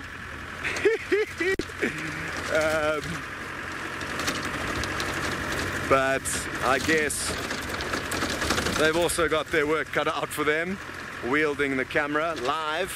Very different to non-live wildlife filming, which is what most wildlife cameramen know how to do. So they've also got to be on point. Ginger, you would like to know which pride of lions is my favorite. The Owino pride, probably. They're the smallest pride in the Mara Triangle, just 2 lioness. We've also been lucky enough to follow their lives very closely over the last year that we've been here. So yeah, for me, it's the Owino pride. Also for this recent Gauntlet TV series, I would spend a lot of time with them. Because there weren't really cheetah around for us, or at least we didn't know where they were. So having spent a lot of time with them recently and getting to see those youngsters kind of growing up into adults, and also kind of the trials and tribulations that that small pride faced, especially with hyena. We had an incredible sighting with them catching a zebra. The zebra broke free. They managed to tackle it down again, and then within a minute, not 1 but 2 clans of hyenas swooped in onto the scene and stole the kill from them, and then started fighting over the kill between themselves. So yeah, lots of good memories, but that was probably the highlight, the most high action kind of sighting that we shared with them recently.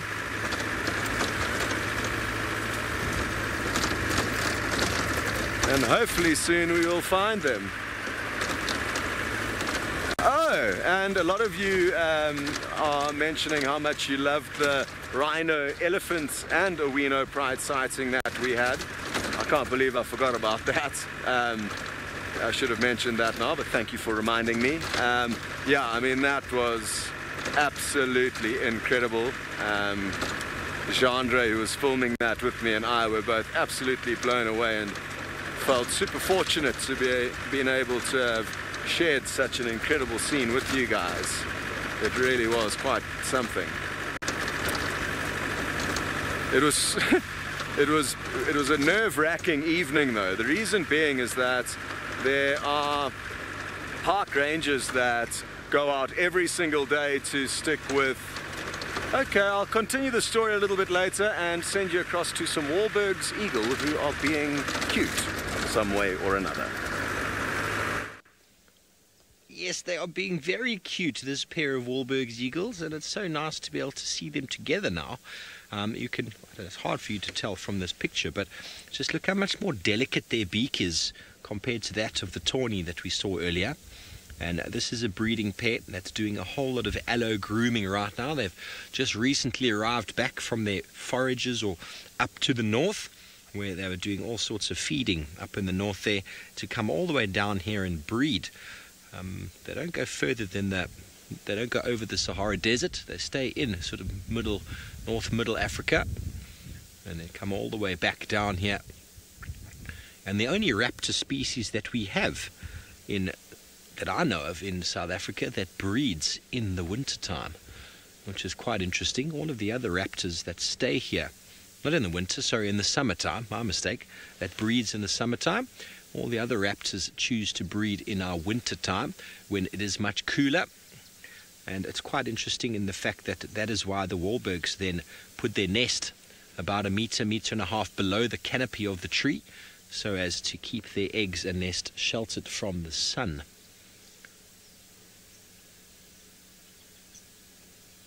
See, the one on the right is a pale morph, and the one on the left is the dark morph. You see that crest on the back of the head, which is so characteristic. Oh, look, he's having a proper little cuddle session there. Proper little preening of the head. I mean, everybody likes head scratches, don't you? I love head scratches. Everybody loves them. Even the Wahlbergs needs a head scratch from time to time. And this allo grooming in your large predators, raptors, it's all mating for life. So it's important for them to clean each other and reaffirm their bonds. Chris, it's hard to say really which one's the male and female. I mean, there's not too much in it really. There's about 300 grams in weight for the female. So they look very, very similar, but the female just looks a little bit bigger. That's all. So I'm going to guess the one on the right, the pale, just because it looks a bit bigger. I don't know if you all agree. Just it's standing a bit taller, isn't it?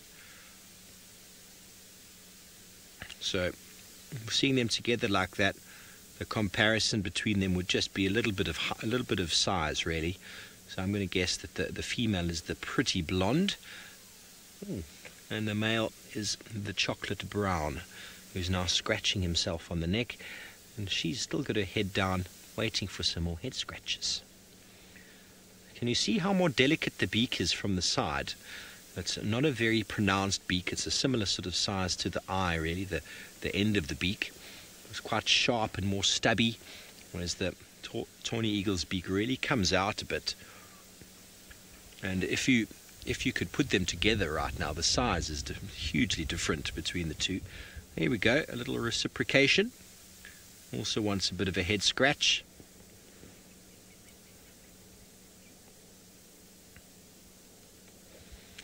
Menamu, they've got quite a varied diet, the Wahlbergs eagles, but they eat a lot of birds, reptiles, small mammals, also frogs and even insects.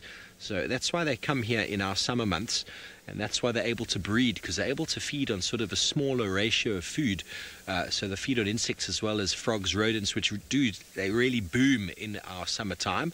And obviously that's how they outcompete or compete against animals such as the tawny eagle. But because there's not that many of them, those sort of prey species around in our winter months, it pays for them to leave, go somewhere where there's rainfall, where there's another surge of small prey items, and then they come back well fed and strong and ready for breeding. The tawny eagle, being a scavenger, quite a well-known scavenger, will stay here and scavenge off the carcasses of others, but also feeding on scrub hares and the like that are around, but would outcompete the smaller Wahlbergs if they stuck around.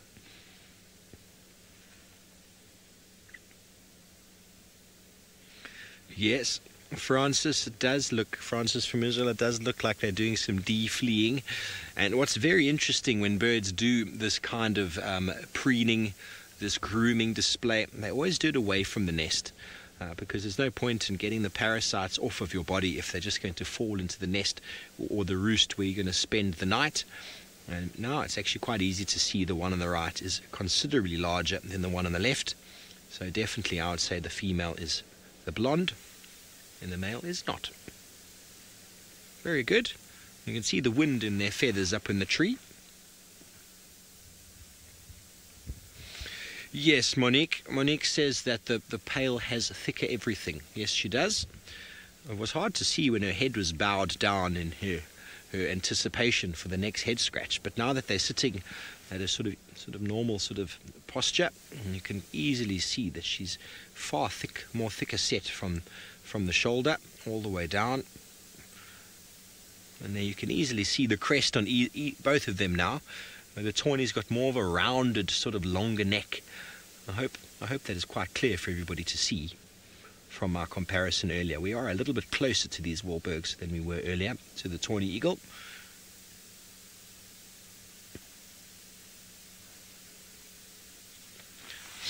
Minamu, generally with your large raptors, both parents will do a certain amount of the incubation, but the females being a little bit bigger spend time on the nest, and the males being a bit smaller, it's more energy efficient for them to be doing more of the foraging and the feeding, and so the female will spend most of the time. I think the Wahlberg eagle, they both will actually do a little bit of the incubation. I think so. But generally the male will do more of the feeding while she does more of the sitting on the nest. He's smaller, so he's more agile. She's a little bit bigger, so she can give a little bit more warmth to those eggs. But once they are hatched, well, then they can both go and do the foraging and bringing food back to the youngsters. Let's have a little look here and see if it says either one. Yes, mostly by the female, the incubation. Mostly by the female incubation, but then once they are hatched, they will both assist. So eggs generally one. They'll only generally have one, but rarely 2 eggs can be done. But generally they can have 2 clutches in a season if they lose the first one. So that's quite interesting, which is in case, that the season can be quite long in South Africa, and if they don't do very, very well on the first one, that's a problem. If you only lay 1 egg, there's no insurance policy there. So why they've chosen that as a strategy is difficult to say. Most eagles, we know, lay 2 eggs as the insurance policy, and the bigger of the 2 or the first one to hatch will often kill the first one, something called Cainism. After the Bible, Cain and Abel killing his brother. But the Wahlbergs, for some reason, will lay 1. And if that one fails, well, there's still enough time for them to lay it again, which is quite interesting. Well, the wind is abating a little bit. We are in the drainage line. We're still looking for any animals that might be hiding down here. Let's keep going along. But in the meantime, I think Sydney is still on the search for spots. Let's go see how he's getting on.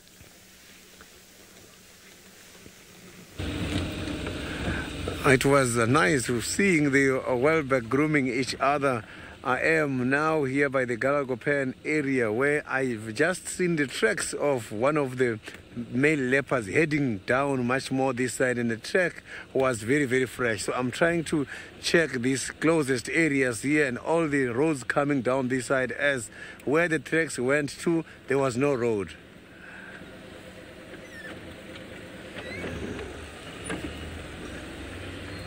So I'm hoping to see these leopards around here.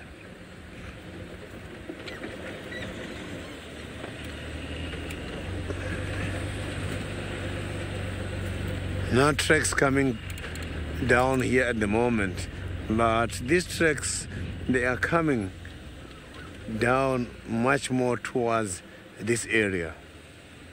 So I'm just going to drive in here, park the vehicle and listen. Maybe I might pick up some of the alarm calls.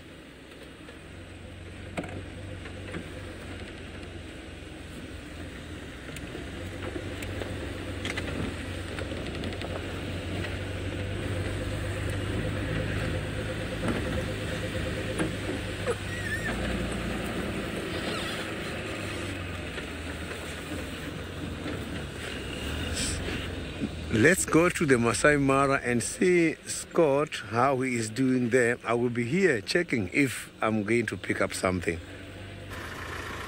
Good idea, Sydney. Stopping and listening is often a very good option in the Sabi Sands because it's so thick. And I must say, I'm quite envious of him coming across those fresh tracks. It's the thing that I probably miss the most from the Sabi Sands is the ability to be able to track and find animals.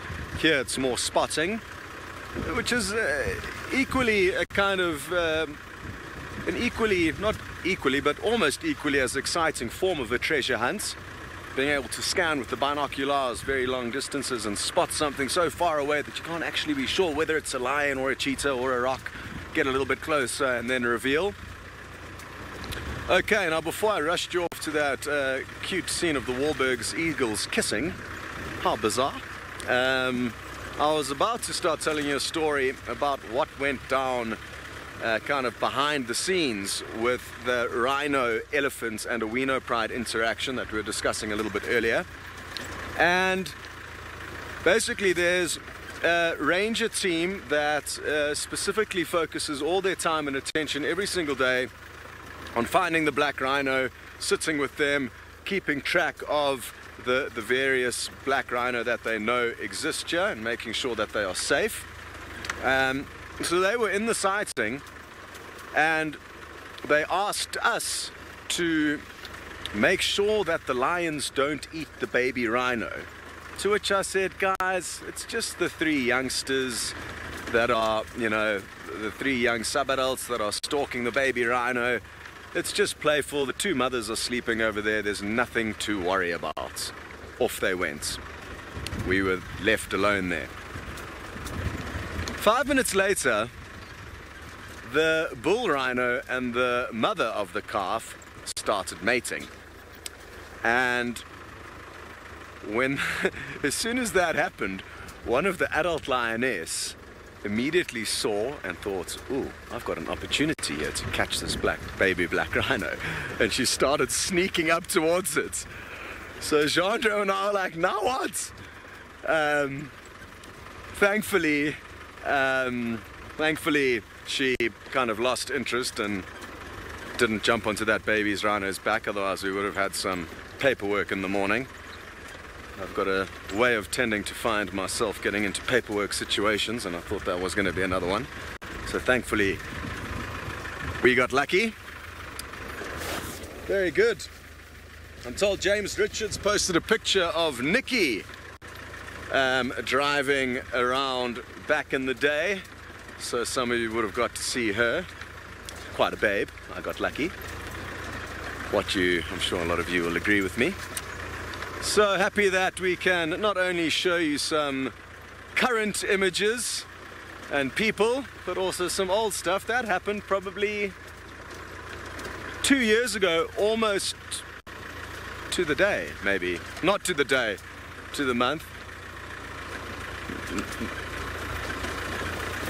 Now, a lot of you are asking, why did VM not hop in the car and get in front of the camera? Nikki needed somebody to be like an escape route in case everything went wrong and that she could crash cut to. So you guys are going to have to ask VM very, very nicely if he's willing to jump in front of the vehicle one of these days.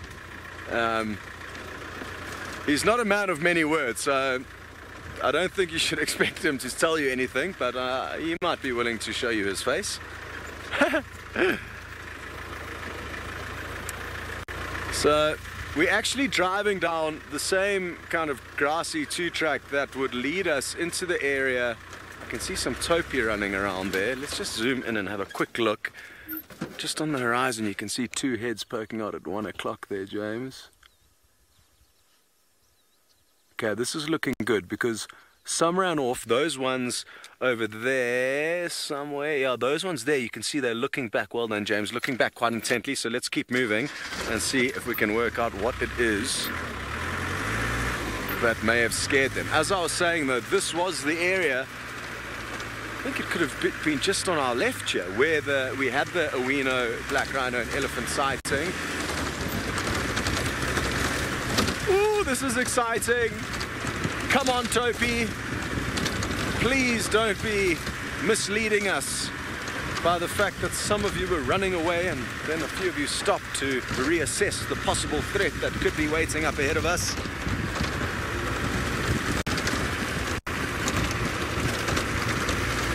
It's quite dusty here. I know down in Djuma it's dusty. It's also quite dusty here. So that's why I kept rubbing my eyeballs. I don't know if you could see. You probably couldn't see. No, you wouldn't have been able to see. Okay, well, we'll call you back as soon as we've established what's happening on here, and we're going to send you back to Steve, who's got another cute scene unfolding.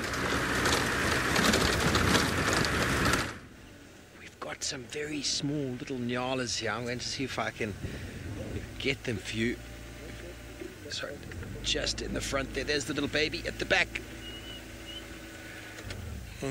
Puma, you wanted to see nyala. Here we have them. Beautiful, beautiful colors. There's a little youngster, not that one, there's a little one to the left. A little baby disappearing in the background there. Now you can see the orange-brown, so the rufous color to the brown with the white stripes makes it very easy to identify them versus kudu, which are gray. They're not brown, grey, also with stripes, but not as well painted as the Nyala is. Maybe just a little bit more contrasting on the greyness of the kudu's body. A little family of Nyala, only ladies, no boys there at all. Walking in a straight line back to wherever they're coming from. It's just ears from the back.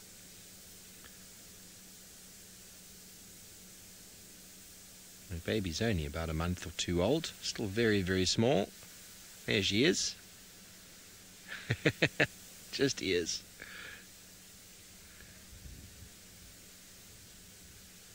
Being mixed feeders, they're able to do quite well, better than your kudu this year in the season. The kudu only browses, whereas the Nyala are able to at least benefit from whatever grass there might be left.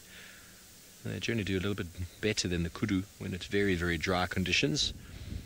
But as discussed last night, the kudu are looking in pretty good shape, all things considered.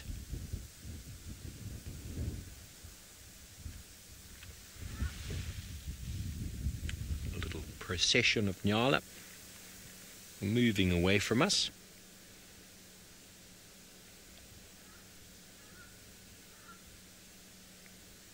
Soon to be swallowed by the bush.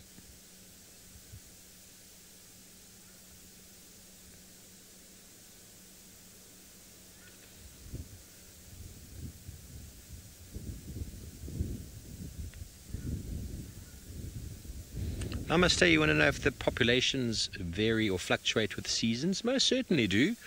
Each year is different. Each year we go through wet and dry periods.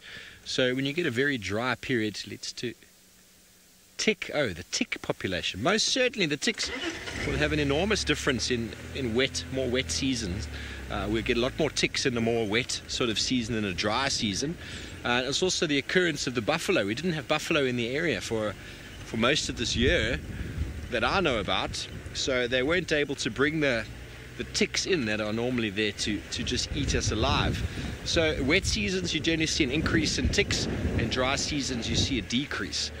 Fire can be used as a management tool to eradicate ticks in very high rainfall areas, but it is a natural process out here, and we just grin and bear it. I haven't had a tick bite in some time. I think I'm just jinxing myself. Gonna go track some buffalo. Oh, there's buffalo right here. Look at that. Well, talk about buffalo, and they'll just come out of the woodwork in front of you. Maybe we should talk about a leopard next. Leopard, leopard, leopard. If only it was that easy. Looks like we've got a small little group of Duggar boys here. Is it a herd? Okay. We've got a herd of buffalo. Well, let's have a look at this grumpy man sitting here on his own at the moment. This area, this little piece of grass now where he's sitting, will probably have a number of ticks in the next few days, because the ticks, often a three-host tick, will actually gorge themselves on the buffalo and then fall off onto the grass, and then the nymphs, the little babies, also known as pepper ticks, and if you walk through one of those nests, there can be 1,000 of them there. They will cover you, and it is a very itchy affair. And you can see his horns. He's been rubbing his head against some branches with a little bit of red in it. I wonder what it could be. Red bush willow, perhaps? Silver cluster leaf? He's not looking a very happy chap, is he? Been relegated to the back of the herd. He's not even chewing. He's the security, is he? Yeah, is the bouncer, Senzo's saying. Looks like he's about to nod off, though. There we go. The one behind him has also just sat down. So seems like these buffalo are probably going to be bedding down for the night. We're going to head up a little bit further, see if we can see the rest of the herd. If it is indeed a big herd or just a whole lot of bulls. Duggar boys. So the buffalo have come in as anticipated for these in the drainage lines, these enormous amounts of grass that's been sort of staying put because we haven't had a huge amount of grazers through the season. The zebras haven't been too prominent.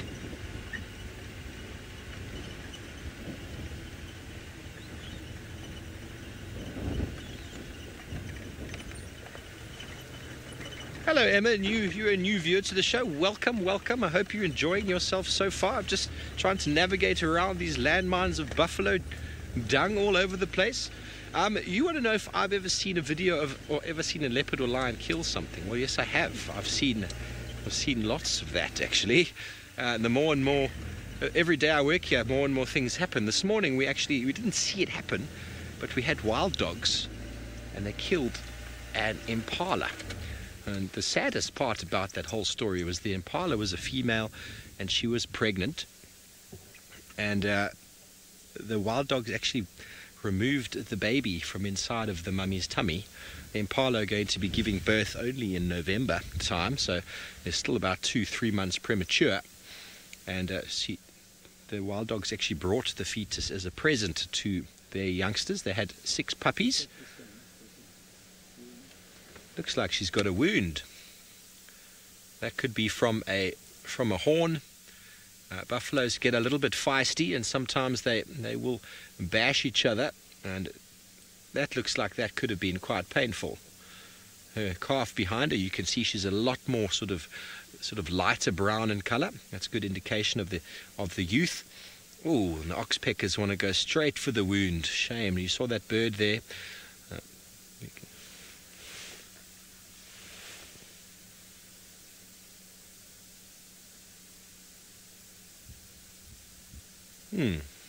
Sorry, Nix, for some reason I just had a real breakup on the communications there, but the youngster here, you see, is very brown in colour. Was born in about December time. I think we might be in a bit of a signal spot. Let me just move up, because your comms are not coming through very clearly. And I have a new earpiece, so it can't be the earpiece. Maybe it is in fact me all along. Let's move up. We're in amongst the herd now, and they all look like they started to bed down for the night. So Philip, you are predicting the re-emergence of the Nkuhuma pride. Well, we do know that they enjoy themselves some buffalo. Very good. So hopefully they'll come back. This is what I've been wanting to see. Here we've got a beautiful buffalo bull, and underneath him is a cattle egret. So this cattle egret uses the buffalo as sort of like a flushing device. Look at him, how he's following him. And any insect that might be kicked off of the grass, well, that cattle egret is going to snatch it up. It's a very good commensalism sort of behavior. Commensalism, if you've ever heard of it before, it's a symbiotic relationship between 2 species, where the one animal, the buffalo, is not affected, but the egret is benefited by the behavior of the buffalo, so it's able to get insects, but by no means is the buffalo affected or harmed in any way. This is a very nice herd of buffalo. They span all the way across. There's a youngster, inquisitive. Their horns have just come out, so about 8 months old or so. Oh, doesn't want anything to do with us. Off he goes. Where's Mum?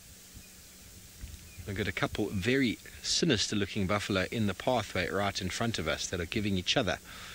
Now we're giving each other a little bit of a headbutt, and then they gave us that very sinister looking look of, you owe me money. No animal can quite look at you the way a buffalo does. And you can see he's in his prime. That's a prime buffalo bull.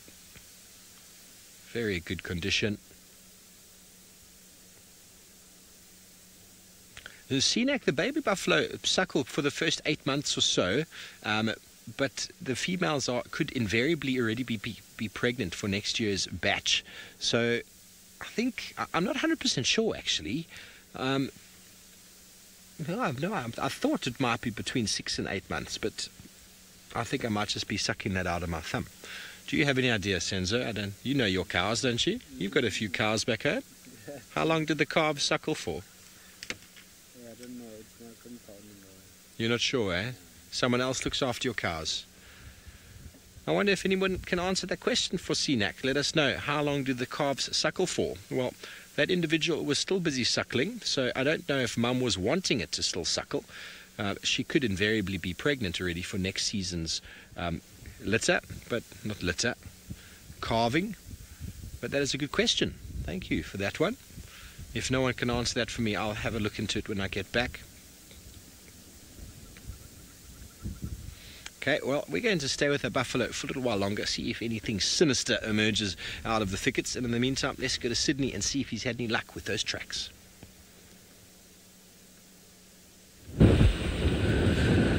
No luck yet. I am still looking, and I'm very much surprised seeing that the cats are not showing their activities here today, because I know this is the best weather for the cats to do their hunting activities. So maybe the cats, they are now much more interested in the sun than the cloud. So this kind of a cloudy weather is the best weather for the cats to conduct hunting activities.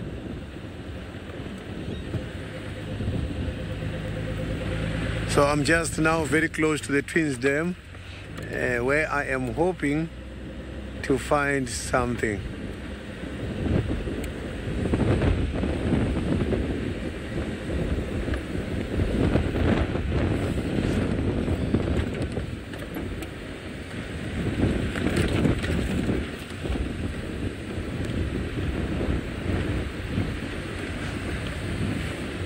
So the buffaloes, how long they cycle, I think I can agree with Steve that it might be approximately 8 months.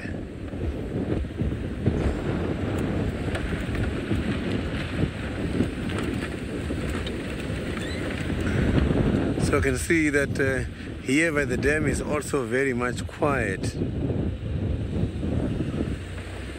No cats. No sign of the cats here as well.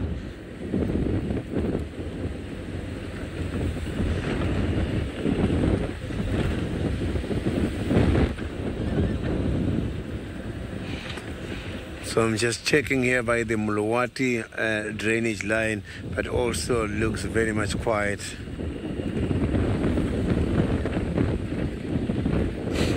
Oh, look at this one stuck there.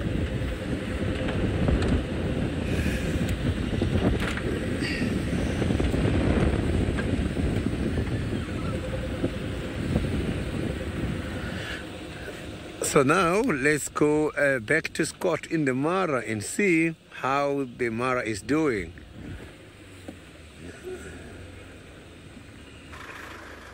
Welcome back, everyone. Sydney, you're gonna get lucky, don't worry, buddy. It is the worst when it's overcast and you're trying to track. It really makes life tricky.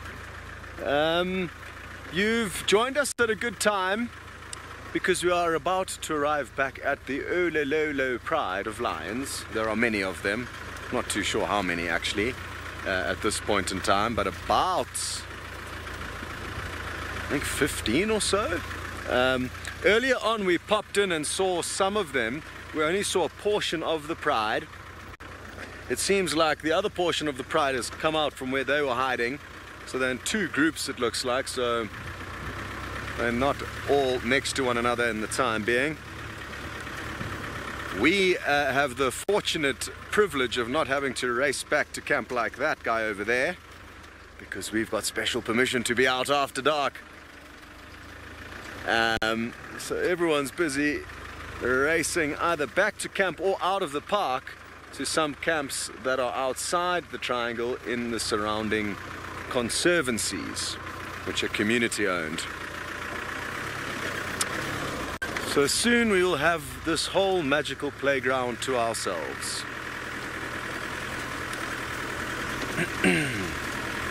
Now, we've got some good prospects here. I haven't spent time with this pride of lion, sure, for a very long time. But we very often hear them when they're closer to camp, roaring. And if we get all of them roaring, it will be quite a spectacle to behold.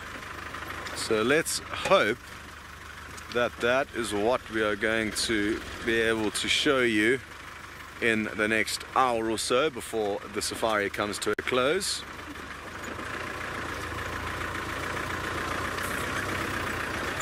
Ah, Philip.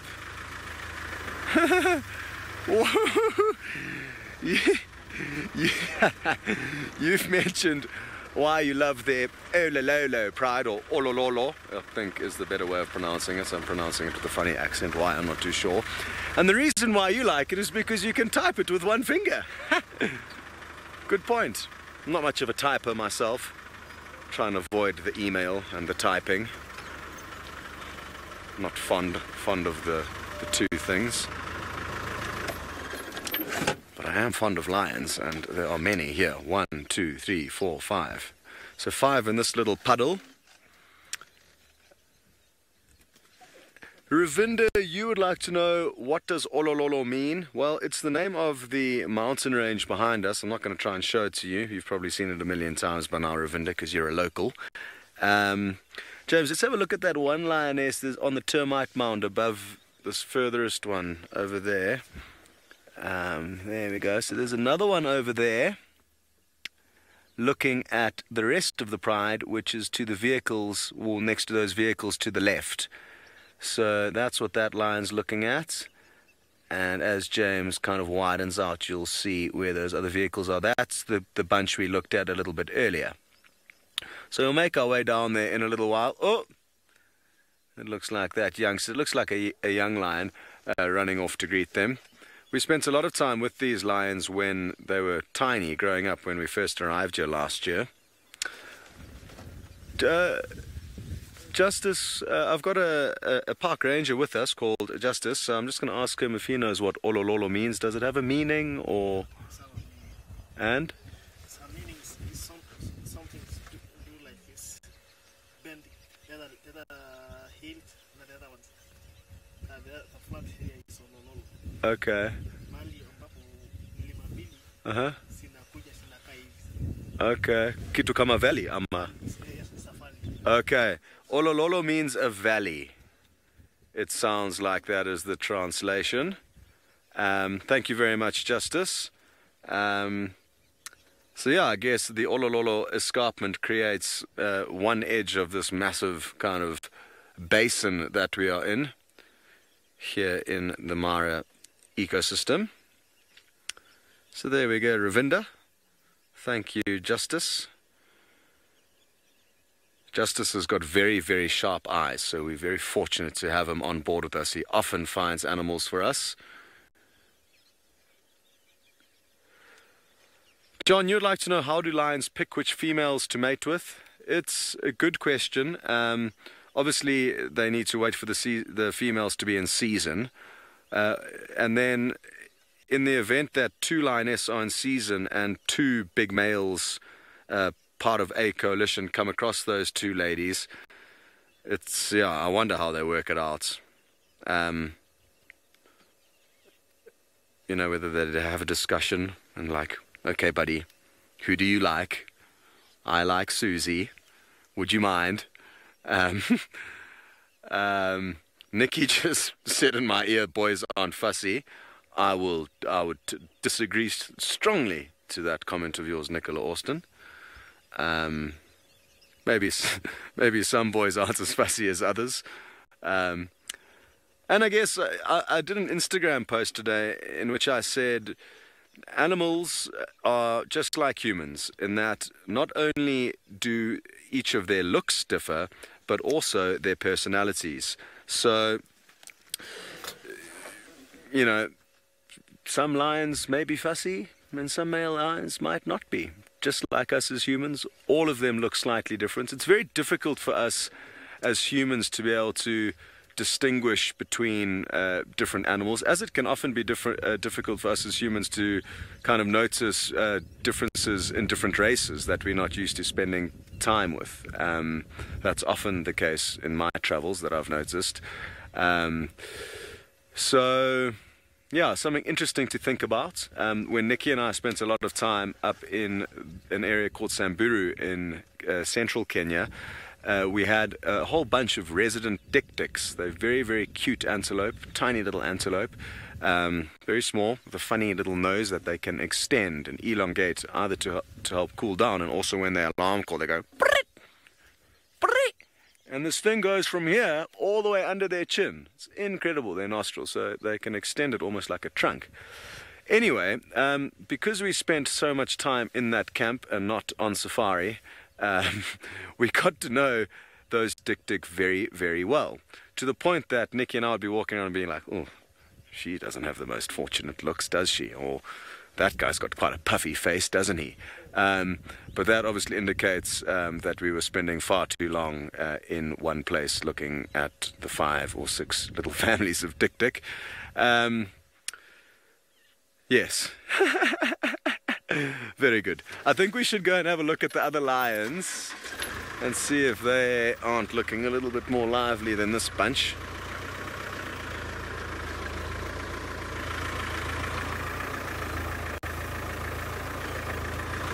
Pippin, you would like to know if the lady lion, the lioness, doesn't have a say in the matter?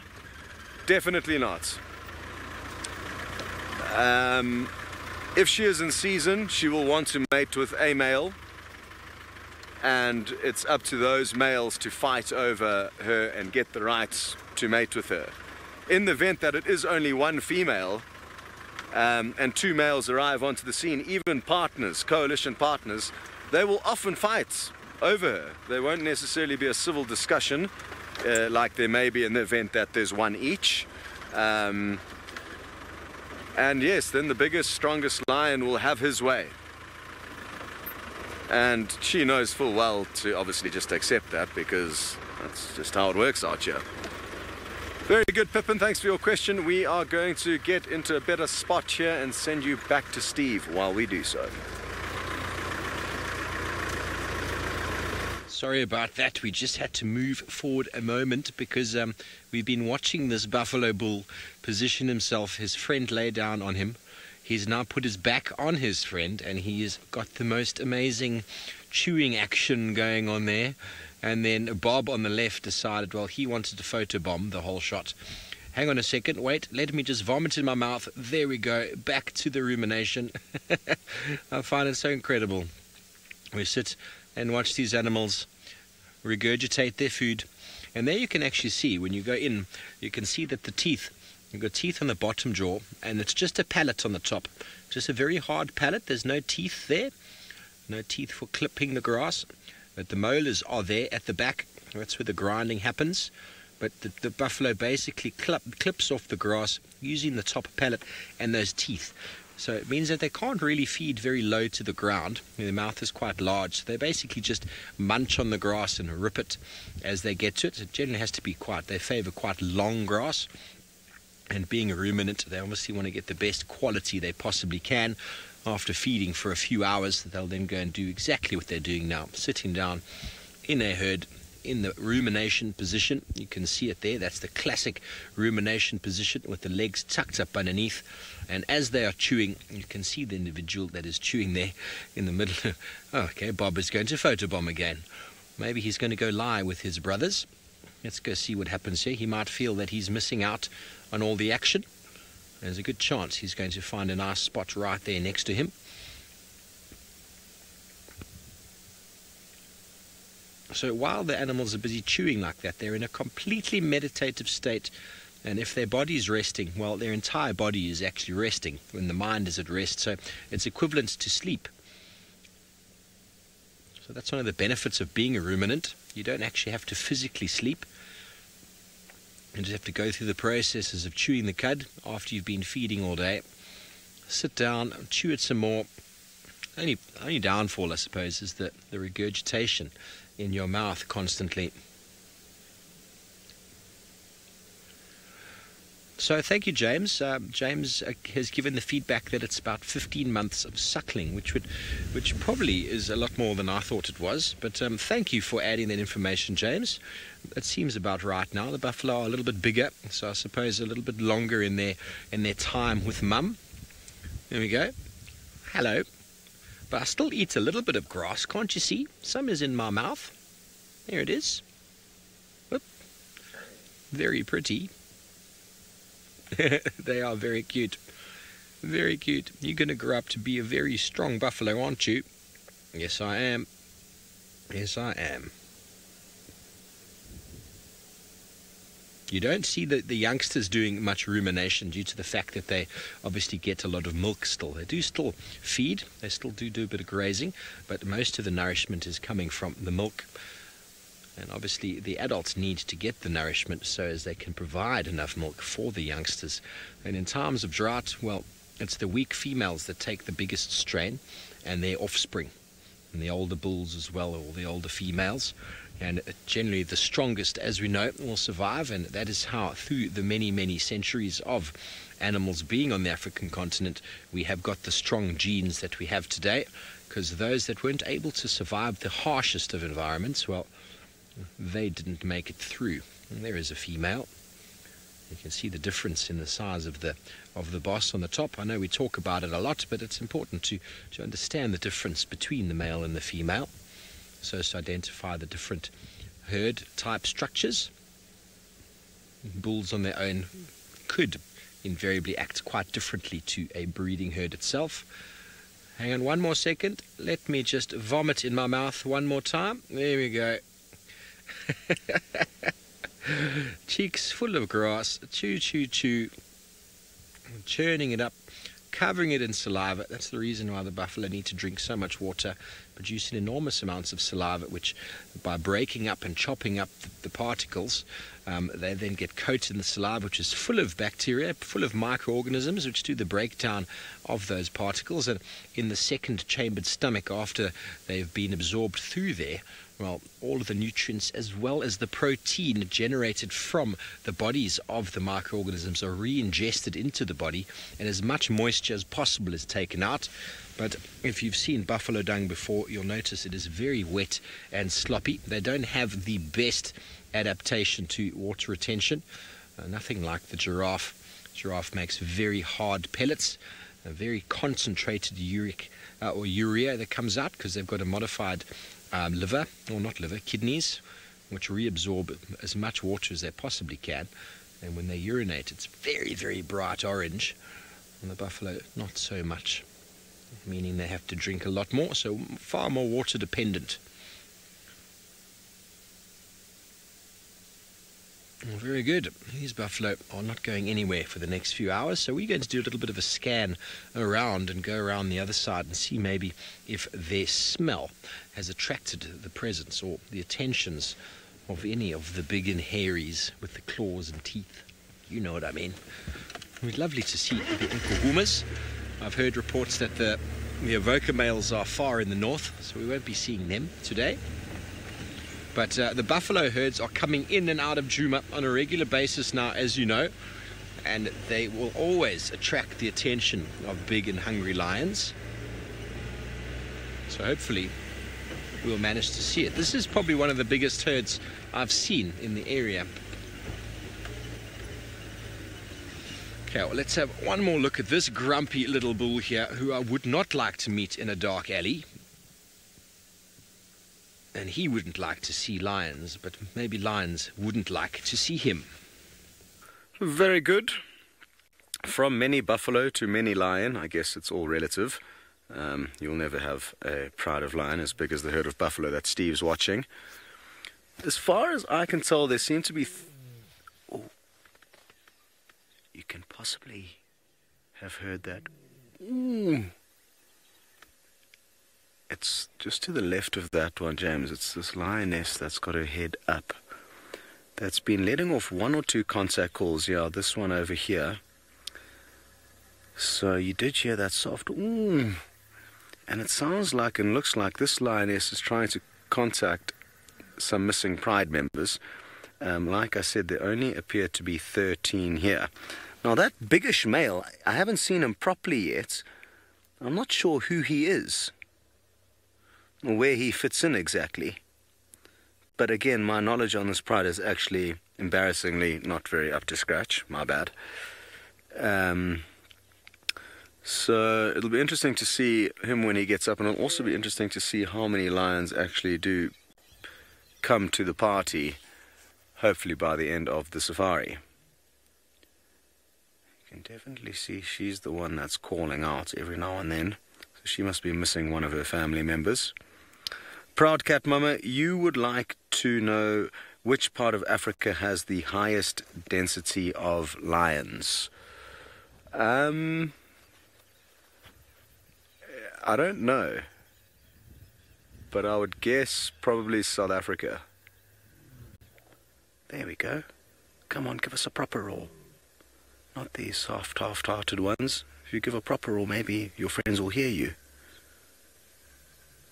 So yeah, my guess would be South Africa. I would urge anyone that does know the answer to that question to let us know. So yeah, there's good populations in various parts of East Africa. Maybe Tanzania. Tanzania's got many, many wilderness areas, and it's a much bigger country than Kenya. But I've got a feeling that South Africa might. I don't know why, I've just got a gut feeling that South Africa might be home to the most wild lions. Interestingly, I'm told there's something ridiculous like 5,000 big cats living in America. Isn't that a terrible thought? Anyhow. Well, I mean, I should have actually phrased that better. Big cats that don't belong there, so like lion, leopard, and tigers. And I guess also in, South Africa there are also a lot of captive lions, sadly. So wild lions are what we're interested in here.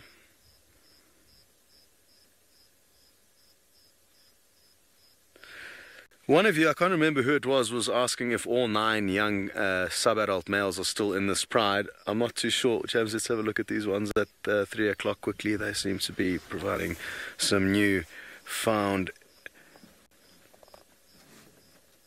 energy. They were just playing with one another, and as soon as we got, sadly, to them, they stopped, but they might continue. That was Dina K.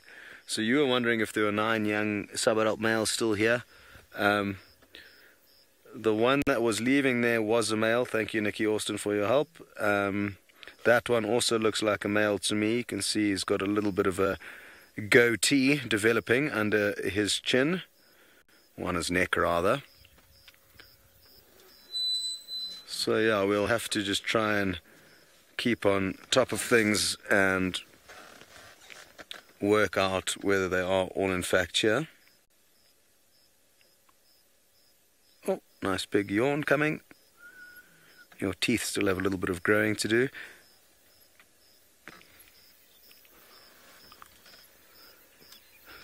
Now, they are full-bellied, most of them. I'm wondering what they managed to catch, because sadly for this pride of lion, it doesn't seem like they've managed to cash in on the migration bounty. The herds have not made it this far north, and I fear are not going to make it this far north. Let me keep quiet for a minute or two.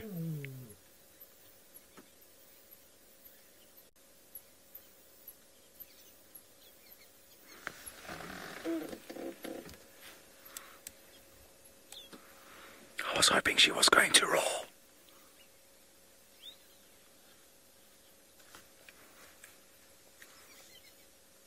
Well, now that she's up and about, maybe she will let off a proper roar.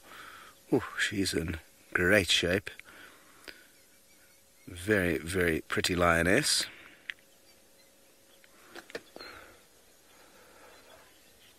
Oh, you see, that is a... I wonder who this big male is. Let's have a quick look to the left there, James.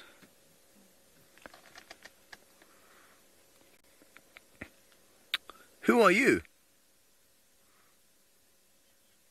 It's one of the Kichwa males, who Nikki says is the ugly one with the missing fang. Nikki, you are a wizard when it comes to identifying lions, and I simply do not understand how you do it so effectively and quickly.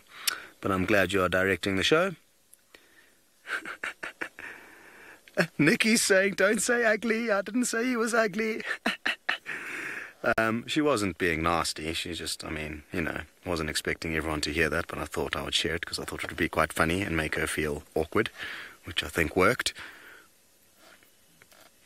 And let's take a closer look. Nikki's trying to change the subject and say, just look at his bottom right fang, because he's missing that. I saw this guy and his coalition partner, who is far better looking than him, digging out a warthog, or at least attempting to. Well done. There you would have got a glimpse of the fact that there's no bottom right fang there.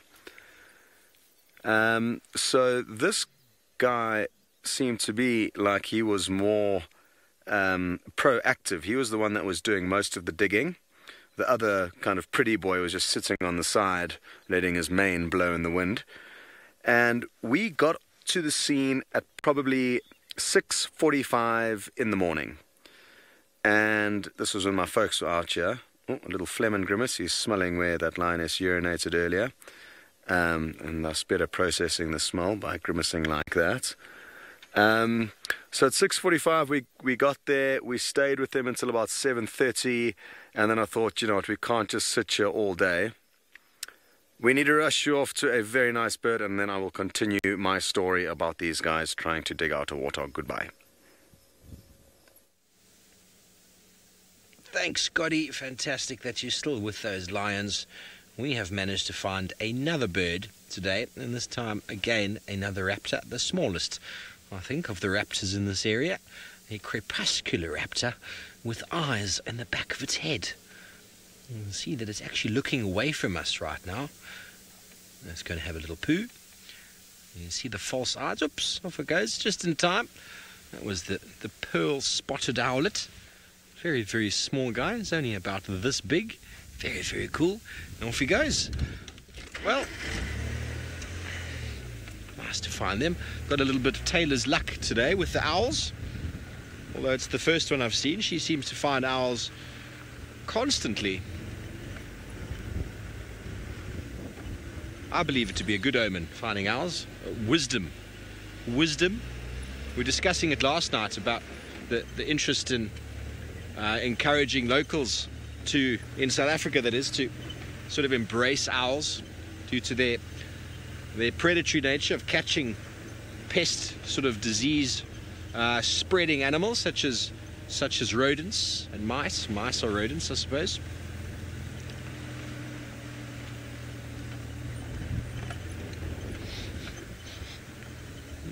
I smelled something. What was that? I think it might just have been hippo dung, actually.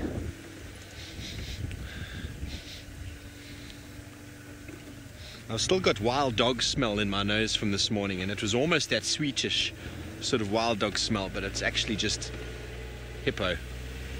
Yes, I just said hippo dung smells sweet.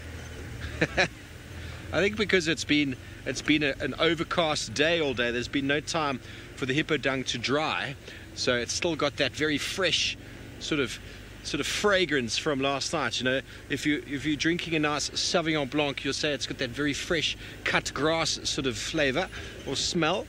If you all know what that smells like, cut your lawn. Oh yeah, Nikki just perked her ears up.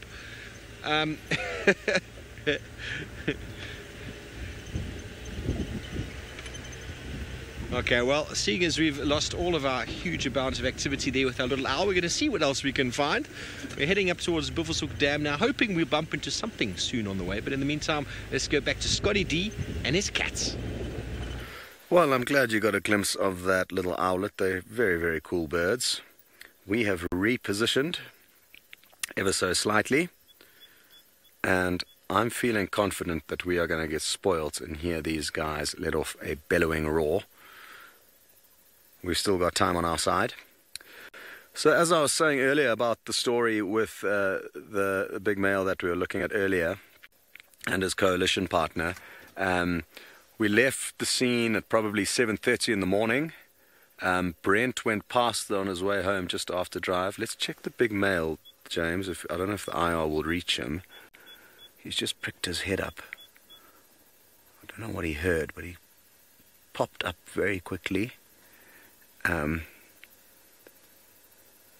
It's incredible. I think he's listening to the other portion of the Pride behind us. I've just heard a soft contact call, so that seems to be what got his attention.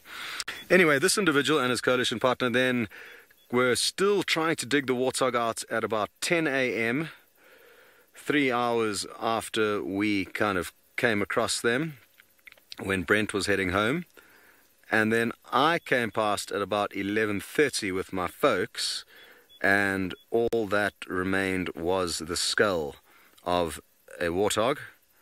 So they had managed to pluck one out and consume it sometime between 10 and 11:30. And I wonder how long they had been there from before we got there, trying their luck. And that gives you an example of how difficult their times are for them at the moment, because the migrating herds have not come this far north as they normally do.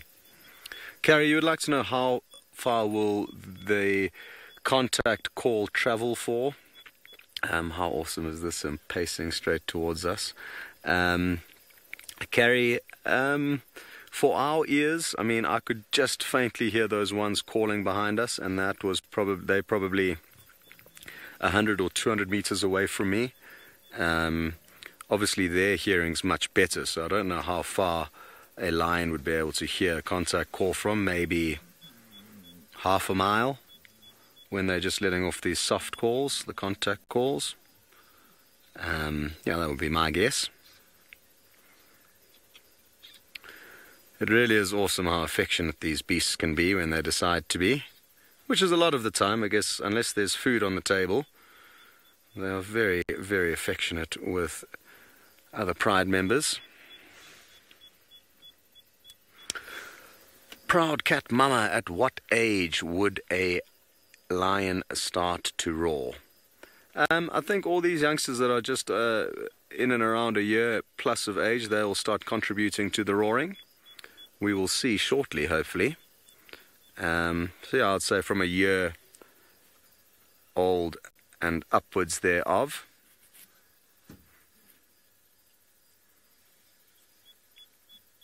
Hopefully we'll be able to see that firsthand in the next short while. Playtime. Ah, bless you.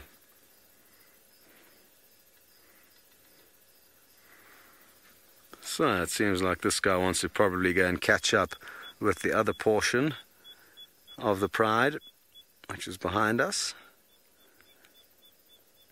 The one lioness off to the right, James, of this bunch that we're looking at now,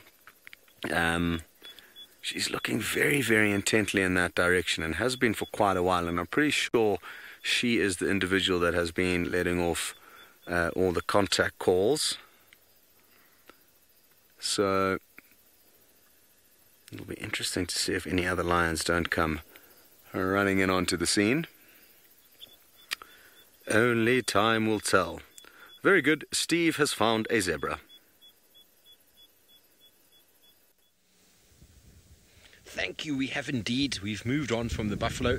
We've now found a herd of impala with a herd of zebra doing their thing, trying to avoid the lions that are surely to be following the buffalo shortly. And they're hanging out in a loose sort of group, but obviously everyone keeping eyes and ears open for the presence of anything that might want to eat them alive. It is the biggest worry these animals have on a daily basis. Yeah, looks like a male zebra now striding quite elegantly towards the road behind us. He's going to cross. There are more zebras in the direction he's going. There we go. Off he goes. Beautiful little trot. I give him a 8 out of 10 for that little show of trotting. A little bit of dressage on the way. Here comes another one. He's going to follow suit. He doesn't know why the zebra crossed the road, but he is going to follow. Here we go. Whoopsie, a little bit quicker. When there is, sorry about the aerial I have there behind my vehicle there, we can't control the zebra's movements to suddenly dash behind the car. All they know is that when one runs, they better look, that's a beautiful trot. Beautiful trot. There we go. That's a 9 out of 10. I think all of those of you, that's a 10. The second judge, Nikki Austin, has given that a 10 out of 10. A 9 and a 10 out of 10. That is a very good score. And now he has gone and hidden. We've given you a good score, buddy. I think he's a bit shy. He knows he's won competition. And now he wants to hide behind the bushes. Okay. Well, it's interesting. You'll see the zebra will bolt out of the group here of animals, and no alarm call or anything, just because the family's gone, like, I better get over there. But the impala, like, what's going on with you, zebra? Have you got a little bit crazy? They probably say to the zebra, just go and ruminate for a little bit and calm down. The zebras can't ruminate. That's their problem. That's their problem. High stressed. Need to meditate a little bit. Oh. And we've got a male antelope. Bob wants to know if male antelope mark their territory like big cats. Well, most antelope have got what we call, well, there's a number of different glands that antelope have, and a lot of antelope have got them underneath the eye, so the preorbital gland. You'll see that impala will sometimes mark with their face, wildebeest will mark with their face, duiker as well as steenbok, klipspringer. They mark there's a little gland just underneath the eye. Then you also get pedal glands in a lot of animals. Wildebeest specifically got a pedal gland, that's between the toes or the hoof. And some of them got inguinal gland, which is basically around the belly button area. And then I'm trying to think what other type of scent marking antelopes will do. So wildebeest will rub their face and then urinate and then urinate and defecate and roll in it. The impala rams will thrash horns against the branch and rub their face. And then I don't know if there's anything in the front feet, but apparently the fetlock glands. Okay, the fetlock glands on the back of the feet are about communication and them following each other around. Anyway, Bob, I hope that's answered a little bit of your question there. We are going to be going back over to Sydney, who I think has also got himself a zebra.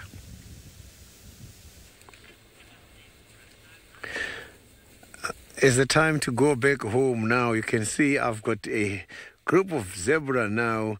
Oh, instead of going home, they are listening to my last words of the day. So these zebras, they stay in herds, and it's led by one stallion together with a fine female. So it's a harem where we've got one breeding male in charge of several females. Oh, they're still feeding now. Zebras prefer long grass. You can see that where they are now, there's quite a lot of long grass. And mostly behind them, you'll find other animals such as the blue wildebeest who prefers short grass. So if you look at the zebras, all of them, their stomachs looks big as if they are all pregnant, including males. That has got something to do with pregnancy. The size of the stomach is because of too much gases that helps them during fermentation. That's why if you disturb zebras unexpectedly, they are going to release gas.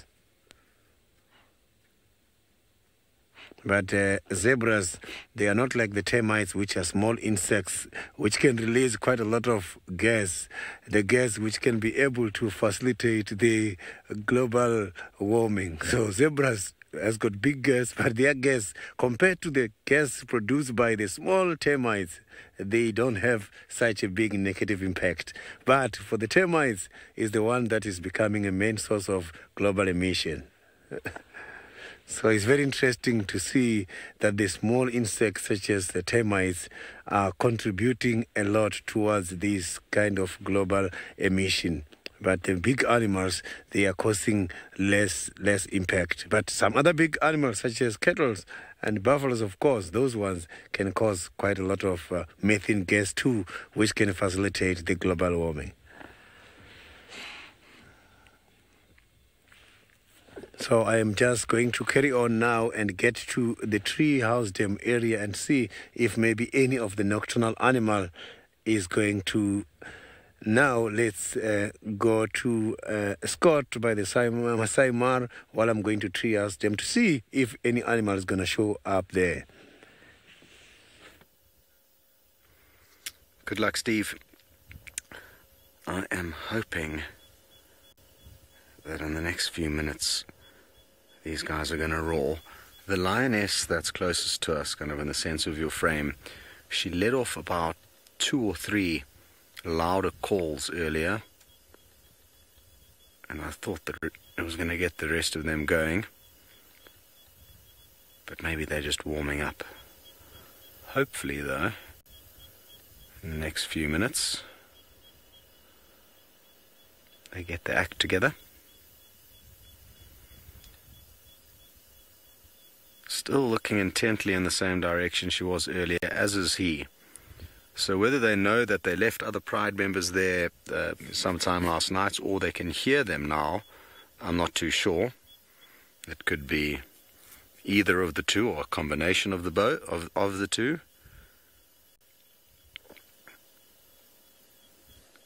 Certainly I haven't heard anything off in that direction, but my hearing is terrible. And I'm basically deaf in one ear because I've got an earpiece in, so that I can chat with you guys and hear your questions. So only my left ear is functional, which is facing the opposite direction to where they're looking. CK, you would like to know if the animals ever notice individual guides. In my opinion, no, but I could be wrong. I highly doubt that they know any of us individually.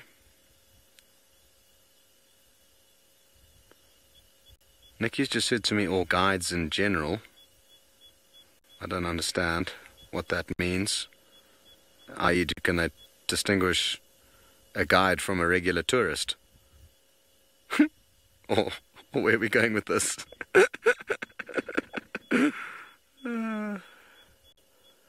Oh, if they notice people on the vehicles, yes. I mean, they definitely know that there is a creature in this vehicle.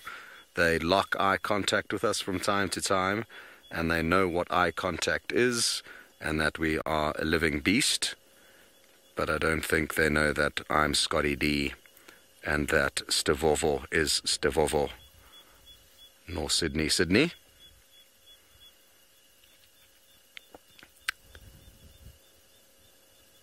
Again, just like I was saying a little bit earlier,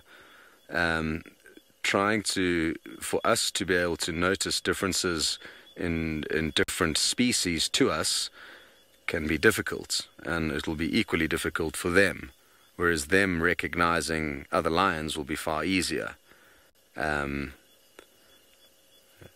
that makes sense.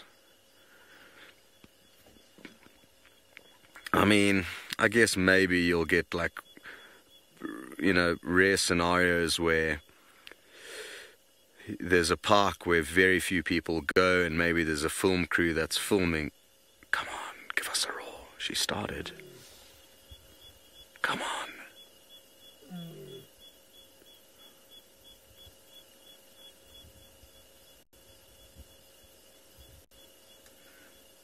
You see, it's just so hard to tell if she's going to drop a gear and start doing it properly.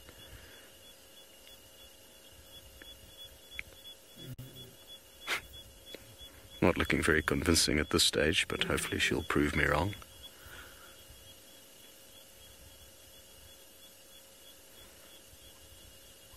Come on, prove me wrong. Stand on your back legs and sing for us. Wouldn't that be funny? Sometimes leopards stand on their back legs. I've never been lucky enough to see it.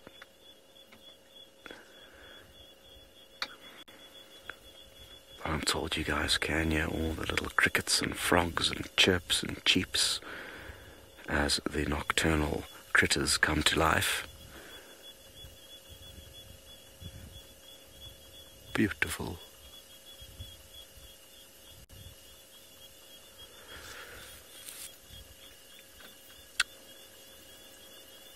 Well, she didn't prove me wrong. Oh, but could it change? She must be hearing other lions there. The way she picked up her head so quickly like that means she's hearing something, so it must be another portion of the Pride that's letting off some soft contact calls that we can't hear. Or possibly some food, but I doubt it, because, I mean, when it was still light, we could see for very far and there was no food around. No wildebeest. Wah, wah, wah, wah.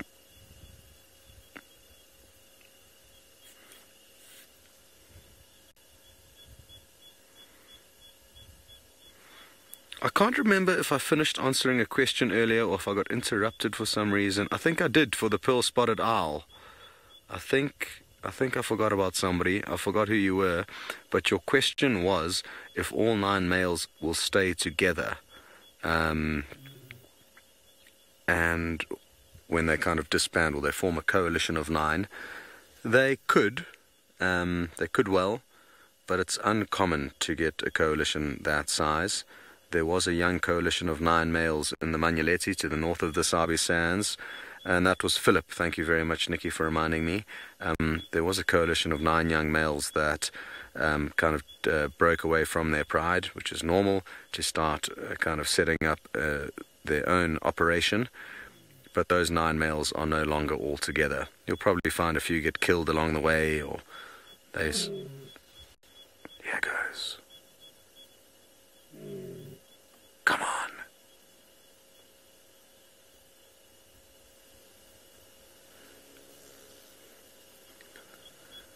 So yeah, Philip, sorry I forgot about that. I was halfway through your question earlier, but I hope that helps you. We actually were discussing this a day or two ago on one of the drives, and I asked anyone to let me know if they knew of any coalitions bigger than 5 male lions. That was an established set-up coalition, not just 9 teenagers running around. And I'm not sure if anyone did get back to us or what the outcome was there, but the biggest coalitions I've ever seen or heard of that are actually functional are 5. And very often, once they've set up their territory, you very, very seldom see all 5 together. And that's in 2 different scenarios that I've witnessed firsthand. They come in as a powerful unit, and once they've set up shop, they split up, which makes sense because they often can acquire such a large territory that it makes spend to divide and conquer. Rima, you would like to know which of the night critters makes the best noise. Probably the fiery neck nightjar for me. Good Lord, deliver us, is what I'm told they are saying. No, that wasn't good. So that's a really nice call. Oh, yeah, goes.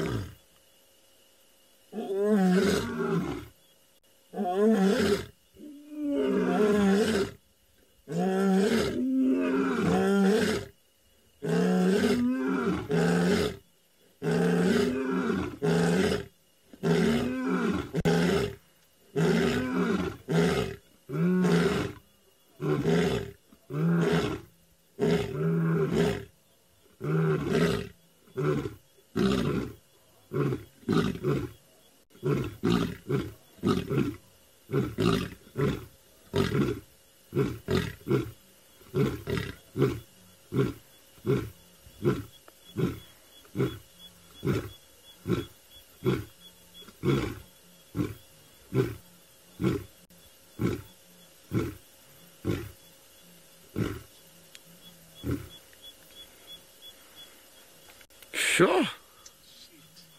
How awesome was that?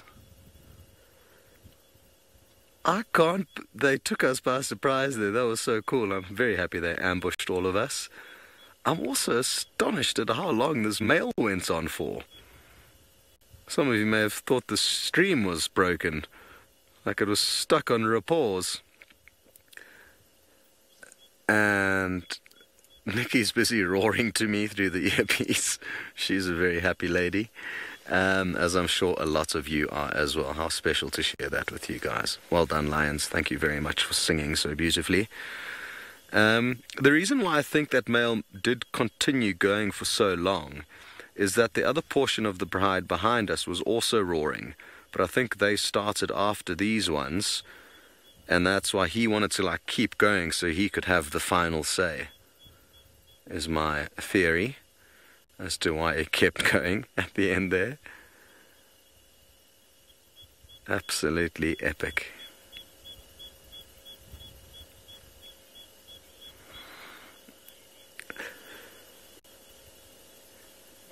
King Meg, well, your question has just been answered. You were wondering if a lioness can give a full roar, and you saw just a few moments ago that yes, she can in fact roar very well. Some people, guides, say they can distinguish between a male call and a lioness call. I certainly can't. So I'm not sure if they're just talking rubbish or if they can in fact tell for certain.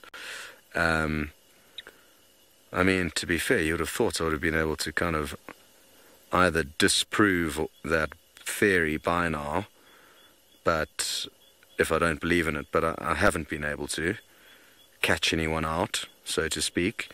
But to me, it sounds very similar. Wonderful, wonderful stuff. Well, now that we've seen this bunch roaring, I'm thinking of possibly going and changing the scenery and seeing what the rest of the pride are up to. But I'll give it a few moments, and while we work out what to do, we're going to send you to Sydney, who is scouting about.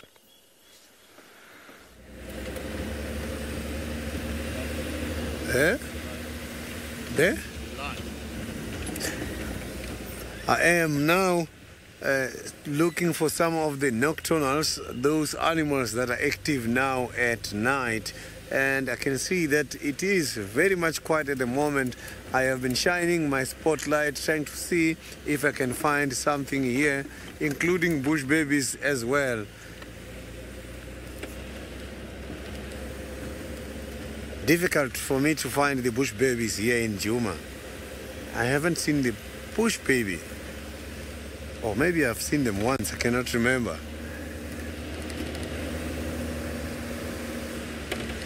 So I'm just now going to drive over the dam wall to see if maybe I can find my last spotted cat.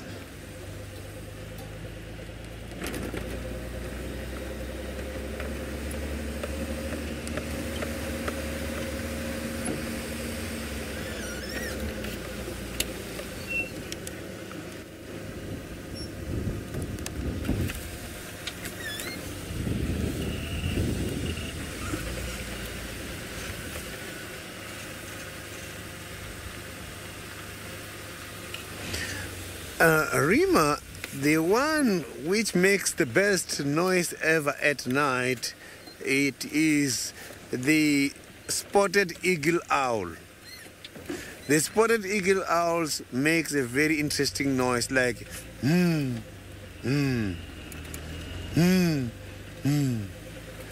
these spotted eagle owls, they are nesting by one of my trees at home there in Venda. So they call a lot at night. I always enjoy their noise. It's interesting to hear them making that noise. The problem is they can make that noise all night long.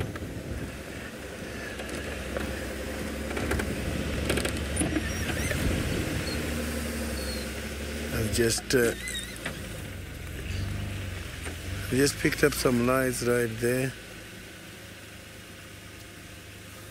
Can't see very well what that animal is, but somewhere down there I saw there's some ice, much more this side. You can see there.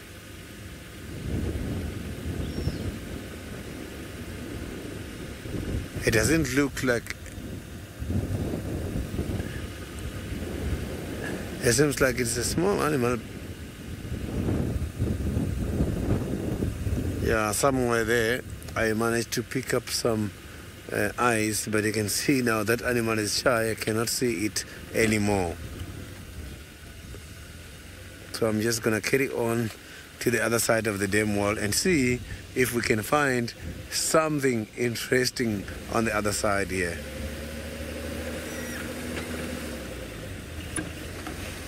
So the spotted cats are avoiding me today. No luck with them from the beginning.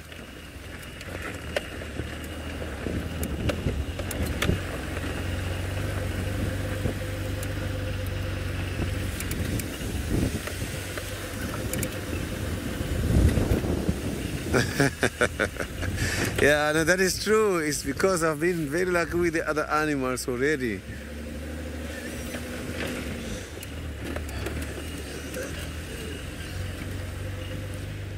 So I just want to try my last luck here by the Galago pen. Maybe we might be lucky just before we finish.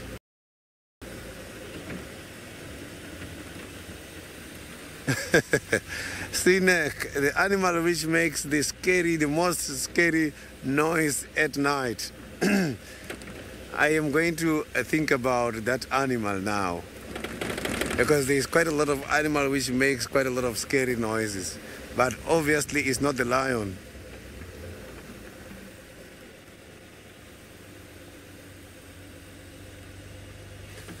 So I'm trying to think about an animal that scared me before.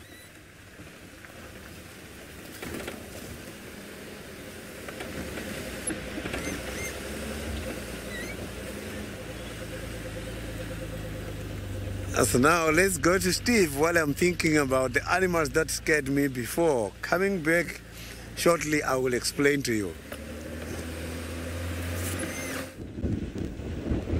Thanks, Sydney. There are so many wonderful sounds in the African wilderness at night. I love lying in my bed and hearing a leopard calling, lions calling in the distance. Probably one of my favorite sounds to hear is the black-backed jackal when they call. A very, very interesting sound, which I'm not going to try and imitate now because I don't think I quite have it. But I want to play for you quickly probably the strangest sound that you hear out here. Are you ready for it? Have a listen.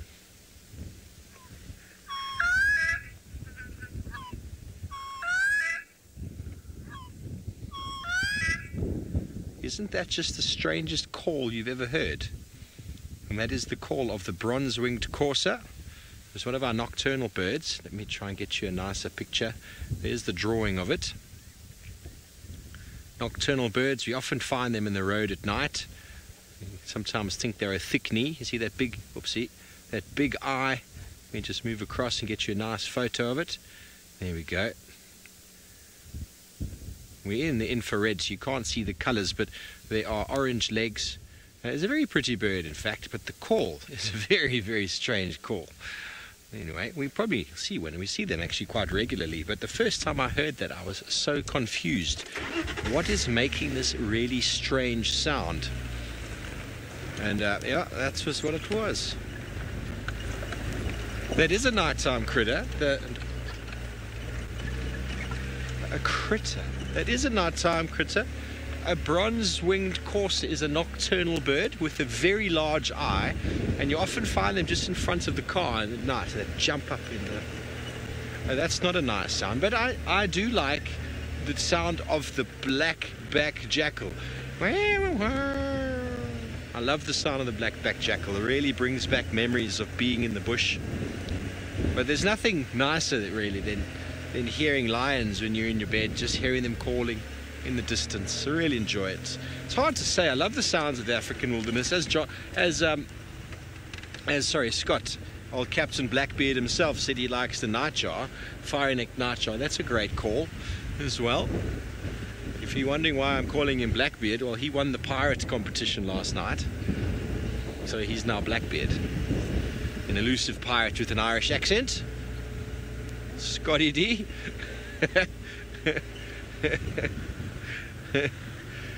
Anyway, it was just funny then, I think. Not as funny now, but anyway, we're slowly making our way back. See if we can maybe pick up on anything, and maybe time for a last-minute leopard. Yeah. We checked all the haunts, all the nooks and crannies. Who knows what might suddenly... You know how many times, I wonder if anyone's got a stat of how many times a leopard has materialized in the last 5 minutes of the show. Someone's probably recorded that. Definitely not me. It's happened to me a number of times. Can't remember how many though.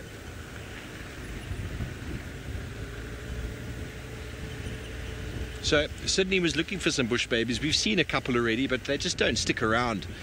They jump and jump and jump, and they are gone very, very quickly.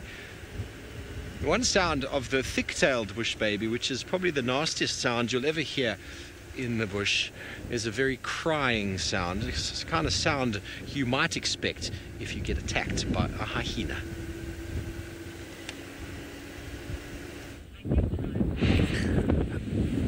At least I'm lucky with one of the spotted animal.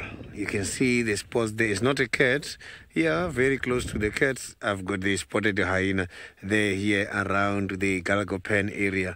So I'm not too sure what this hyena is looking for. Maybe he's here in order to attract me so that I can see where the cats are hiding. So now I've got an answer for you with regards to the most scary animal at night. The thick-tailed bush baby. The thick-tailed bush baby calls like a baby, and if you don't know their call, you might even call the police thinking that someone has abandoned a child. They make a very interesting noise.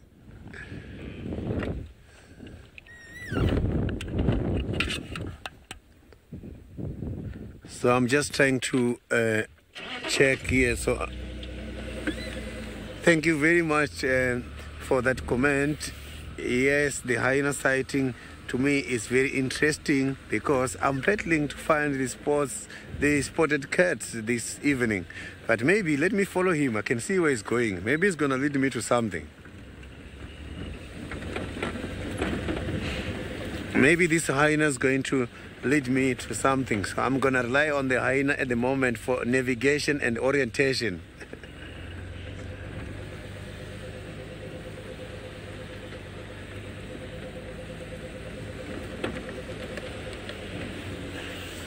So now, let's go to Scott, who's got some lions.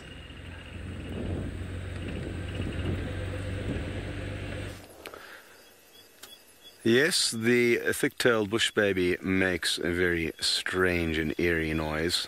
However, there is an animal that I think trumps it that occurs here in East Africa.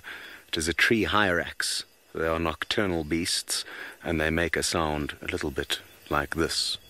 They start off going tick, tick, tick, tick, tick, and then no, hold on, let me get that right. I had it earlier.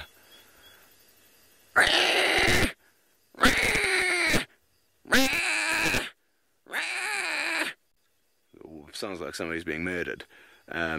Try and Google machine tree hyrax audio. You'll be horrified. Often people arrive in various camps in Kenya, and if you don't warn them what the sound is, they're absolutely petrified coming to you like, what is that noise? So that was one thing that Nikki and I learned. You always had to warn people about the tree hyrax in Kenya. Not that we had them at our camp though, but I guess maybe when they were going to other camps. But I remember, did we have them there, Nix? We did have to warn people. Where did I remember warning people about it? Anyway, it's a horrifying noise. Hopefully, though, we are going to hear, it was mainly in Nairobi that we heard them. Oh yes, are we going to get lucky? Yes, we are. The others are calling. Here they go.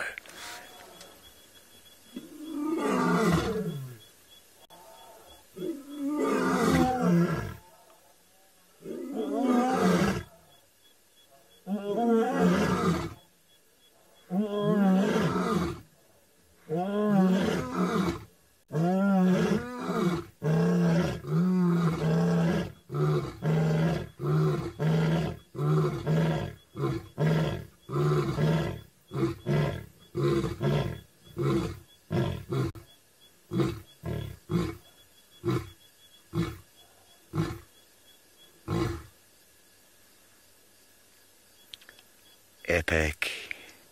How cool was that, guys? We got super lucky. And our beard, last minute line are all spot on. Who knows, maybe Steve will get that last minute leopard, but there's only a couple of minutes left. So, something that I must admit to being wrong about was the age that young male lions would start roaring. As you could see, that the sub-adult that was with these two wasn't attempting to get involved in the singing.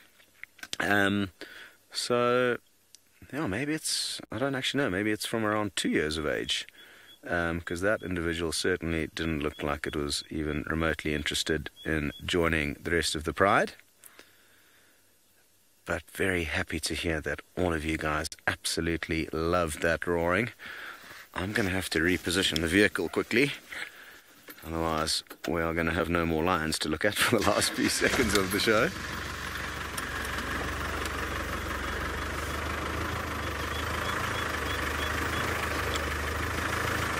Well, pre-girl, yes, your timing was good, and you are certainly a lucky person to have tuned in to catch these lions roaring. It's been a long time since I've been this close to lions roaring. I guess a long time is also relative. It's because I took a nice 3-week holiday. And when last did I hear some lions roaring before that? Oh, can't be sure, but maybe a month or so, which is a long time for me. Okay.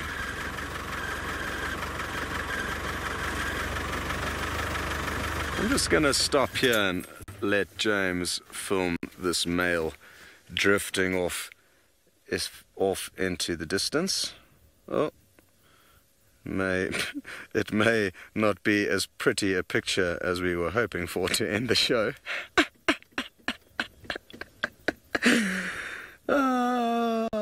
That is the joy of being on a live safari. Thank you so much, guys, for all your help. Nikki, good work in the final control. James Kaimowe on camera. Thank you. We'll see you all next time.